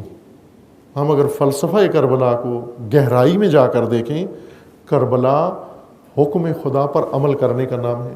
اللہ کا حکم یہی ہے, دین کا حکم یہی ہے کہ آپ نے خاموش نہیں بیٹھنا. خصوصاً جب امام ہے, امام ذمہ دار ہے, وارث ہے, نہ صرف قوم کی رفاہ کا و ترقی کا. رفائی حکومتیں اور دینی حکومت میں بنیادی فرق یہ ہوتا ہے. رفائی حکومتیں جو پبلک کی رفاہ کی ذمہ دار ہیں, ان کی ویلفیئر کی ذمہ دار ہیں, کہ ان کے علاج معالجہ ہو, ان کی سڑکیں پکی ہوں, ان کے پل ٹھیک ہوں, ان کے ملک میں یہ امن و امان ہو. خوب ٹھیک ہے, یہ تو ہو گیا, لیکن دنیا کے اقوام میں اس کا مقام کیا ہوگا, دوسرے ملکوں کے مقابلے میں اس کی حیثیت کیا ہوگی, آپ کا شرف و عزت کیا کہاں جائے گا, یہ کون کرے گا؟ یہ بھی حکومت کی ذمہ داری ہے. دینی حکومت, میں یہ اصطلاح کے طور پر استعمال کرتا ہوں لفظ, بنیادی فرق دینی حکومت اور سیکولر یا رفائی حکومت میں یہ ہے کہ رفائی حکومتوں کے مد نظر انسان کی سعادت ہے. سعادت یعنی خوشحال زندگی, وسائل سے بھری ہوئی زندگی, جس میں گھر میں اتنے وسائل ہوں کہ چلنے کی جگہ نہ ہو, ہمیں راستہ نہ ملے, اتنا گھر میں سامان پڑا ہوا ہو کہ چلنے کی جگہ نہ ہو. یہ خوشحال زندگی, یہ سعادت ہے. دینی حکومت کیا کرے گی؟ دینی حکومت کا محور ہدایت ہے. ہدایت, انسان کی ہدایت. ہدایت پہلا ہدف ہے دینی حکومت کا. ہدایت کے اندر سعادت بھی ہے, خوشحال زندگی بھی ہے, لیکن ایسی خوشحال زندگی جس میں ہدایت نہ ہو, ایسی خوشحال زندگی جس میں عزت نہ ہو, ایسی خوشحال زندگی جس میں کرامت نہ ہو. قرآن کریم نے انسان کی پیدائش کا ذکر کیا اور یہ فرمایا کہ ہم نے انسان کو با کرامت بنایا ہے. کرامت اردو میں پاکستانی معاشرے میں کہتے ہیں انوکھے کام کرنا. جیسے بعض پیروں سے منسوب ہوتے ہیں کہ وہ صاحب کرامت ہیں, ہاتھ پھیرتے ہیں تو شفا مل جاتی ہے, جیب پہ ہاتھ لگائیں خالی ہو جاتا ہے. یہ کرامات پیروں میں سے ہیں. کرامت اردو زبان میں یہ ہے, لیکن عربی زبان میں کرامت شرف کو کہتے ہیں, بلندی کو کہتے ہیں, عزت کو کہتے ہیں. لقد کرمنا بنی آدم, ہم نے بنی آدم کو کرامت عطا کی ہے, شرف عطا کیا ہے. آدمیت کرامت سے باقی ہے. کرامت گئی, آدمیت بھی گئی. شرف گیا, آدمیت بھی گئی. جب حر بن یزید رہائی بعد میں امام سے آ ملے, یہ پہلا شخص ہے کوفہ کی طرف سے لشکر لے کر جو امام کا راستہ روکنے آئے. آ کر انہوں نے امام کا راستہ روکا اور خط دکھایا کہ مجھے امیر عبید اللہ کا حکم ہے کہ حسین جہاں ملے راستہ روک لو دوسرے حکم کے آنے تک. روک لیا اس نے راستہ. امام علیہ السلام باہر کے وہ جو وقت گزرا نماز پڑھی, ان کو کھانا دیا امام نے, اور کے لشکر کو پانی بھی دیا. پھر پوچھا کہ امام نے ارادہ کیا کہ ہم نے جانا ہے, اس نے روک لیا کہ آپ نہیں جا سکتے. مجھے اس لیے 1000 فوجی لے کر آیا تھا امام کا راستہ روکنے کے لیے, 1000 گھوڑ سوار. امام نے فرمایا اگر میں نہ رکا تو کیا ہوگا؟ کہنے لگا کہ بہتر ہے آپ رک جائیں, اگر نہ روکے تو میں جنگ پر مجبور ہو جاؤں گا, اور جنگ کا نتیجہ تو آپ کو پتہ ہے کہ آپ کے پاس تو سپاہی نہیں ہے, میرے پاس فوج ہے 1000, تو آپ قتل ہو جائیں گے. اس پر امام علیہ السلام نے ہر کو جواب دیا. وہ میں اختتام کلام کے طور پر آپ کی خدمت میں عرض کرتا ہوں کہ وہ کتنا خوبصورت کلام ہے جو امام علیہ السلام نے ہر کو دیا کہ تو مجھے موت سے ڈراتا ہے. لیس شانی, یہ ہر کو جواب دے رہے ہیں امام. جب ہر نے راستہ روکا اور کہا کہ میں آپ کو نہیں جانے دوں گا, امام نے جواب دیا لیس شانی شان من یخاف الموت, میری وہ حیثیت نہیں ہے, شخصیت و شان جو موت سے ڈر جاتا ہو. ما احون الموت علی سبیل نیل العز و احیاء الحق, کتنی آسان ہے موت عزت کی راہ پر اور حق کو زندہ کرنے کے لیے. لیس الموت فی سبیل العز الا حیاتا خالدہ, یہ وہ جملے ہیں جو تمام مسلمانوں کے عبادت گاہوں میں, تعلیمی اداروں میں لکھ دینے چاہیے. عزت پہلا متاع تمہاری عزت ہے. لیس الموت فی سبیل العز, عزت کی راہ میں مرنا, عزت کے ساتھ مرنا. لیس الا حیاتا خالدہ, یہ جاویدان زندگی ہے, ہمیشہ کی زندگی, عزت کی خاطر مرنا, عزت کے ساتھ مرنا ہے. وَلَيْسَتِ الْحَيَاةُ مَعَ الذُّلِّ إِلَّا الْمَوْتَ الَّذِي لَا حَيَاةَ مَعَهُ, اور وہ زندگی جو ذلت میں گزرے وہ اصل میں موت ہے, اور بدترین موت وہ زندگی ہے جو ذلت میں گزرے. ان نفسی لأبکر وہمتی لأعلی, تم جانتے نہیں ہو کہ میری شناختی نہیں ہے تمہیں, میری ہمت اس سے بلندتر ہے, میرا نفس اس سے زیادہ بالاتر ہے. من ان احمل الذیم خوفا من الموت, کہ میں موت کے ڈر سے تمہارے سامنے تسلیم ہو جاؤں اور رک جاؤں, اس سے میں بلندتر ہوں, میری ہمت اس سے زیادہ بلندتر ہے. وَهَلْ تَقْدِرُونَ عَلَىٰ أَكْثَرِ مِنْ قَتْلِ, اور کو امام فرما رہے ہیں 1000 کا لشکر لے کر کہ تو زیادہ سے زیادہ کیا کر سکتا ہے, تیری کتنی قدرت ہے, کس بات پر ہے, زیادہ سے زیادہ تو مجھے قتل کر سکتا ہے. وَهَلْ تَقْدِرُونَ عَلَىٰ أَكْثَرِ مِنْ قَتْلِ, میرے قتل سے زیادہ تو کس چیز پر قادر ہے, فقط اسی پر قادر ہے. مرحباً بالقتل فی سبیل اللہ, زندہ باد موت خدا کی راہ میں, مرحبا موت, خوش آمدید موت, ویلکم موت اللہ کی راہ میں. وَلَكِنَّكُمْ لَا تَقْدِرُونَ عَلَىٰ حَدْمِ مَجْدِي وَمَحْوِ عِزِّي وَشَرَفِي, امام فرماتے ہیں تو مجھے قتل کر سکتا ہے, میری عزت, میری کرامت, میری بزرگی, میری شان تو مجھ سے نہیں لے سکتا. اگر یوں ہے فَإِذَنْ لَا أُبَالِي بِالْقَتْلِ, بس مجھے کوئی پرواہ نہیں ہے, مار دو مجھے, قتل کر دو مجھے, میں مر کے بھی عزت پر رہوں. یہ اسوہ ہے, یہ نمونہ ہے سید الشہداء کربلا. در حقیقت امت اسلامیہ کو ذلت سے نکالنے کا راستہ ہے. وہ ذلت کوئی اندرونی حاکم ٹھونس رہا ہو یا کوئی بیرونی طاقت ٹھونس رہی ہو ملت اسلامیہ پر, ذلت قبول نہیں کرنی تم نے. دین, اللہ کا دین انسان کے لیے مکمل نظام لے کر آیا ہے, ضابطۂ ہدایت لے کر آیا ہے, ہر چیز اس کے اندر بیان کی گئی ہے. لیکن عزیزان سب گہرائی میں, اگر کوئی آج سے 100 سال پہلے والوں کو یہ کہہ دیتا کہ اللہ تعالیٰ نے زمین میں تمہاری ہر چیز رکھی ہے, گاڑیاں بھی رکھی ہیں, گاڑیوں کا پیٹرول بھی رکھا ہے, اور اس کے اندر تمہارے لیے ہر چیز رکھی ہے, 100 سال پہلے والے ہمارے بزرگ ہنستے اس بات پر, یہ کیا کہہ رہا ہے, دماغ خراب ہو گیا اس کا, ہم زمین ساری گھومے, ہمیں کچھ بھی نہیں ملا. بھائی زمین میں ہے لیکن گہرائی میں ہے, تم سطح زمین پر ہو. اگر آج آپ کو یہ کہا جا رہا ہے کہ دین کے اندر سب کچھ ہے تو آپ یہ نہ کہو کہ کہاں ہے دین کے اندر، اگر ہے ہمیں تو رسومات کے علاوہ کچھ نظر نہیں آتا. یہ سطح ہے دین کی. عزیز من، اندر جاؤ، گہرائی میں جاؤ، تہ میں جاؤ، دین کی تہ میں جاؤ گے سب کچھ تمہیں مل جائے گا وہاں پر. دین کی تہ میں شرف ہے، دین کی تہ میں نظام ہے، دین کی تہ میں ہدایت ہے، دین کی تہ میں دنیا ہے، تمہاری سعادت ہے، وہ دین کی تہ میں تمہاری آخرت ہے. سب کچھ تمہارا دین کے اندر ہے.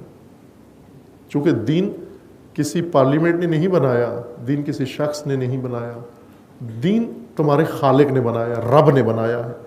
جس کے اختیار میں تمہاری پرورش ہے اس نے بنایا. جب اس نے بنایا تو کوئی چیز چھوڑی نہیں ہے، لیکن حکمت کے ساتھ بنایا ہے کہ ساری چیزیں سطح پہ نہیں رکھی. مجھے یاد ہے استاد ہمارے بزرگوار ان کے پاس پڑھتے تھے، ہمیں تو بڑی دلچسپ گفتگو کرتے تھے. وہ تو کہنے لگے کہ کسی کا حوالہ دے رہے تھے کہ اس نے اعتراض کیا، کہا کہ آپ لوگ کہتے ہو کہ اللہ نے حکمت کے تحت انسان کو بنایا ہے، ہمیں تو انسان کی خلقت میں کوئی حکمت نظر نہیں آتی. کیوں نظر نہیں آتی؟ انہوں نے کہا اس لیے کہ دل دیکھیں کتنا اندر بند کر کے سینے کے اندر اور اوپر پسلیاں چڑھا دی گوشت، اور اب بیمار ہوتا ہے آدمی کو، اس دل تک آپریشن کر کے جانا کتنا مشکل ہے. تو یہ بہتر نہیں تھا کہ کینگرو کی طرح ایک تھیلی ہوتی انسان کے بغل میں پہلو میں اور وہاں دل پڑا ہوا ہوتا، جب خراب ہوتا اس کو نکال لیتے. خوب دیکھیں یہ کتنی احمقانہ بات ہے کہ دل جس پر دار و مدار ہے انسان کی حیات کا، حکمت کیا کہتی ہے؟ آج سرجن سے پوچھ لیں، کسی ہارٹ اسپیشلسٹ سے پوچھ لیں کہ دل کی حفاظت کا یہ انتظام جو اللہ تعالیٰ نے اپنی خلقت سے اور حکمت سے کیا ہے، اس میں کوئی کمی ہے یا اس سے بہتر کیا جا سکتا ہے انتظام اہتمام؟ یہ تو احمقانہ باتیں ہیں کہ یہ کینگرو کی طرح تھیلی ہوتی. یہ تمسخر ہے دین کا، یہ تو اعتراض بھی نہیں کہلاتا. یہ اتنی سطحی بات ہے، اتنی سرسری بات ہے کہ خندہ آور ہے یہ بات. عزیزان، ہر چیز دین کے اندر ہے. وہ دین کا تجسم، جسمانی شکل، عملی شکل، تفسیر کربلا ہے. میں یہ عرض کروں گا، آپ جس سلسلے سے بھی تعلق رکھتے ہیں اس موضوع کو علمی طور پر آپ نگاہ کریں اور اس کی گہرائی میں جائیں، اس کے فلسفے کو جاننے کی کوشش کریں. سقراط نے، شاید میں پچھلے سال بھی جہاں تک مجھے یاد پڑتا ہے میں یہ اشارہ کر گیا تھا کہ سقراط تو شناختہ شدہ شخصیت ہیں، البتہ افلاطون کی طرح امیدیں نہ ہوں. افلاطون پاکستان میں شرارتی کو کہتے ہیں. عجیب تعارف افلاطون کا کروایا گیا ہے پاکستان میں کہ جو شرارتی بندہ ہو کہتے ہیں یہ تو افلاطون ہے. بالکل افلاطون فیلسوف ہیں، اسکالر ہیں اور بہت بڑے، جنہوں نے جہان ہستی کی تفسیر کی، اور انہی کے افکار ہیں جو آج ہر مکتب کی بنیاد بنے ہوئے ہیں. یہ قابل قدر شخصیات ہیں ساری. سقراط ان سے بھی پہلے تھے اور ان کے استادوں کے استاد تھے، افلاطون کے استادوں کے استاد تھے. سقراط ساری عمر لوگوں کو ہدایت کرتے رہے. پہلے جو لوگ موجود تھے وہ اپنے آپ کو سوفسطائی کہتے تھے، عربی تلفظ میں کہہ رہا ہوں، سوفسٹ. سوفسٹ یعنی اسکالر، ڈاکٹر. جس طرح آج کل کہتے ہیں ہم تعلیم یافتہ آدمی کو ڈاکٹر کہتے ہیں، اس زمانے میں تعلیم یافتہ طبقہ اپنے آپ کو سوفسٹ کہتا تھا. یونانی لاطینی لفظ ہے یہ، سوف علم، سوفسٹ یعنی اسکالر، صاحب علم، صاحب دانشور. سقراط اپنے زمانے کا سب سے بڑا دانشور تھا، لیکن تواضع اس کی اتنی تھی فروتنی و انکساری کہ اپنے آپ کو عالم، اسکالر نہیں کہلاتا تھا. اس نے اپنے آپ کو کہا فیلسوفا، یعنی علم کا محب، محبت کرنے والا. فیلو محبت کرنے والا، سوف علم ہے، علم کا دوست، علم کا محب، نہ کہ اسکالر. ڈاکٹر نہیں کہلوایا اپنے آپ کو، محب کہلوایا. اتنا متواضع انسان جو سب سے زیادہ بڑا عالم تھا اپنے زمانے کا. اور میں سمجھتا ہوں کہ شاید انبیاء کے علاوہ، معلمین و معصومین و ائمہ کے علاوہ سب سے بڑا معلم سقراط ہے بشریت کا. ایسا معلم تلاش کرنا مشکل ہے. اس نے اس طرح سے تعلیم دی، بلکہ ان کی والدہ جو تھیں وہ دائیہ تھیں. دائیہ جو بچے کی پیدائش میں مدد دیتی ہیں. ان کا یہ کام تھا، کہتا تھا کہ میں اور میری ماں ایک ہی کام کرتے ہیں. وہ انسانوں کی مدد کرتی ہیں کہ بچے پیدا کرنے میں، اور میں انسان کی مدد کرتا ہوں اس کی شخصیت کی پیدائش میں بھی یہی داعیہ والا کام کرتا ہوں. میں باہر سے اس کو کچھ نہیں دیتا, اس کے اندر ہی پنہان اللہ کے رازوں کو کشف کرتا ہوں اس کے لیے, اور اس کی شخصیت اندر سے نکالتا ہوں, اس کے سامنے رکھتا ہوں. یہ کام میں کرتا ہوں. خوب, یہ شخصیت سقراط حسود ہوتے ہیں یا حکومت ظالم حکومت ہے, حاسد لوگ موجود تھے, انہوں نے جا کر حکومت کے کان بھرے کہ سقراط حکومت کے خلاف ہے. پولیس آئی, سقراط کو پکڑ کے لے گئے. قاضی جج صاحب بیٹھے, ویسے ہی جج تھے جو ہمارے ہیں, انہوں نے سقراط پہ مقدمہ چلا کے سزائے موت سنا دی. سقراط جیل میں بند ہیں, سزائے موت سنائے. سقراط کے اسٹوڈنٹ آئے, شاگرد, رات کو, یہ 4-5 ہزار پہلے کا قصہ بیان کر رہا ہوں. اسٹوڈنٹ ان کے آئے رات کو, انہوں نے آ کر زندان بان کو, داروغے کو پیسے دیے کہ یہ رشوت لو اور دروازہ کھولنا زندان کا, ہم رات کو استاد کو لے جائیں گے اور تم کہہ دینا, تمہیں باندھ جائیں گے, تم کہہ دینا کہ بھگا کے لے گئے, جس طرح آئے دن پاکستان کی جیلوں میں ہوتا. خوب, انہوں نے پیسے دے دیے سب کچھ. جب یہ شاگرد رات کو گئے, جا کر تالا کھلوایا اور سقراط سے کہا کہ چلیں نکلیں یہاں سے, تو کہا کیسے نکلوں, آیا مجھے معافی مل گئی؟ یہ کہا نہیں, معافی نہیں ملی, حکم تو وہی ہے, سزائے موت. پھر کیسے نکلوں؟ تو انہوں نے بتایا کہ ہم نے یہ اہتمام کیا ہے کہ جیل بان کو ہم نے پیسے دیے ہیں اور پیسے دے کر آپ کی آزادی کے لیے یہ اہتمام کیا, اور جلدی کریں, وقت کم ہے, شفٹ بدلنے والی ہے. تو سقراط نے کہا نہ, جس قانون کے لیے ساری عمر تعلیم دیتا رہا اور محنت اور لڑتا رہا, اگرچہ انہوں نے مجھے ناانصافی کے ساتھ, لیکن سہارا اسی قانون کا لیا ہے, انہوں نے اسی قانون کے تحت مجھے سزا دی ہے.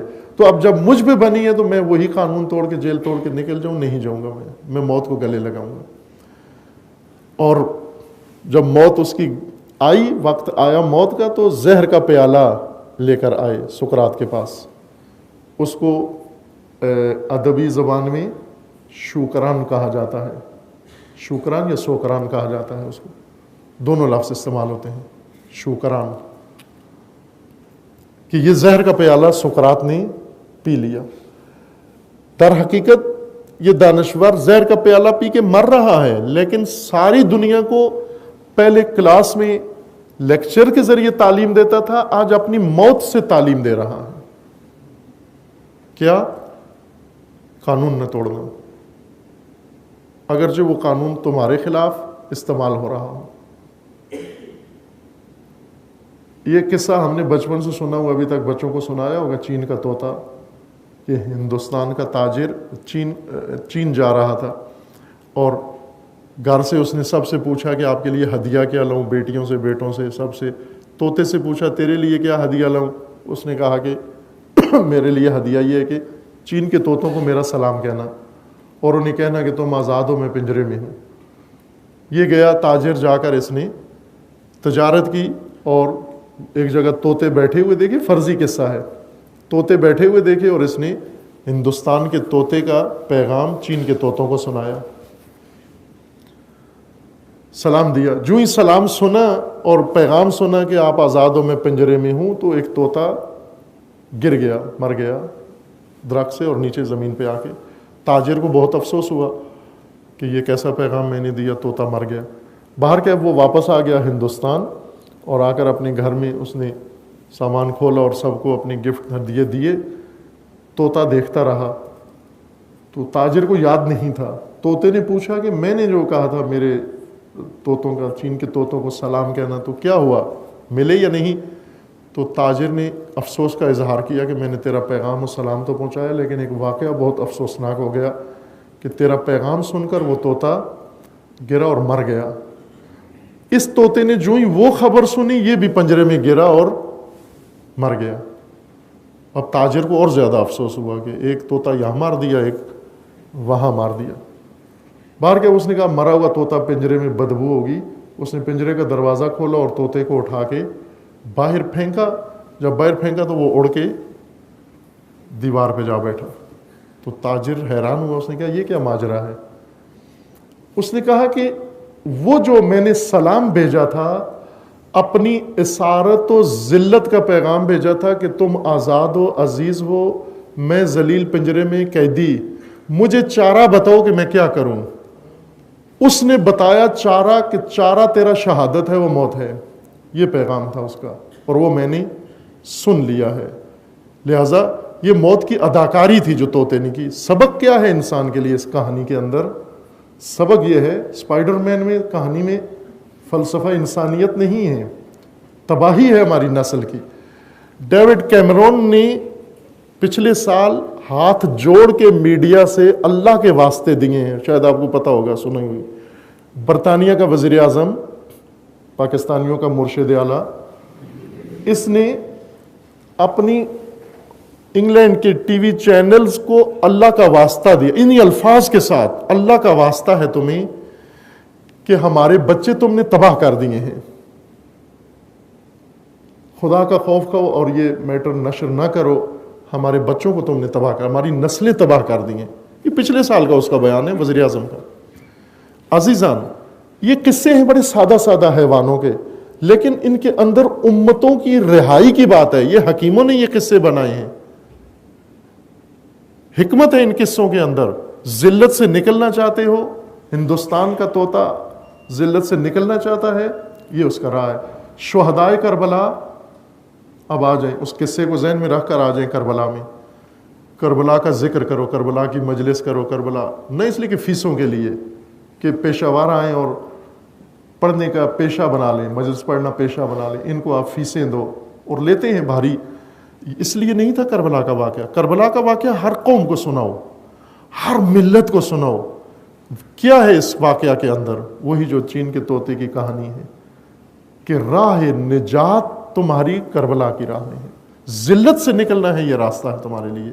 عزت کا دین اپناؤ، ذلت کی زندگی موت ہے تمہارے لیے۔ یہ مقصد کربلا تھا، ہدف کربلا تھا، جو بتانا چاہیے تھا، جو نہیں پہنچا۔ میں نے عرض کیا کہ کربلا میں رک گیا یہ مقصد۔ کربلا کے بعد آگئے پیشہ ور، اور انہوں نے جیسے بعض کہتے ہیں نا لاشوں پہ سیاست کرنا، کرتے ہیں نا لوگ، پاکستان میں عام اصطلاح ٹرم ہے کہ لاشوں پہ سیاست کرنا۔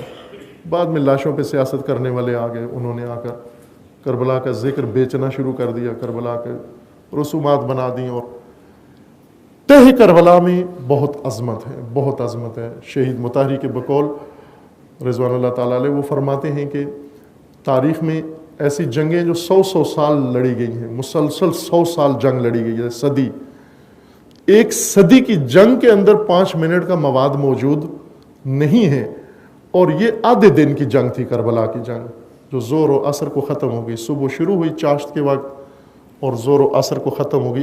آدھے دن کی جنگ میں اتنی گہرائی ہے اس کے اندر کہ سمندروں کی گہرائی سے زیادہ گہرائی اس جنگ کے اندر موجود ہے، اور اگر بشریت ساری مل کر اس کی تہ میں پہنچے، کبھی بھی راز کربلا ختم نہیں ہوگا۔ کربلا ہر ملت کو، ہر انسان کو نیا پیغام دے گی، لیکن شرط یہ ہے کہ انسان بیدار ہو جائے۔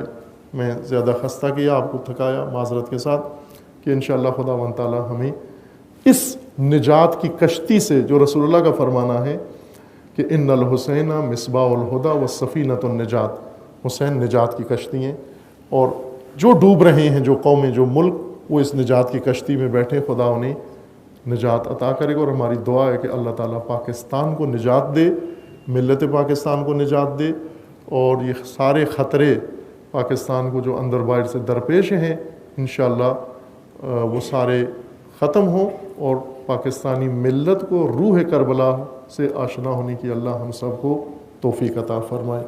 والسلام علیکم ورحمۃ اللہ۔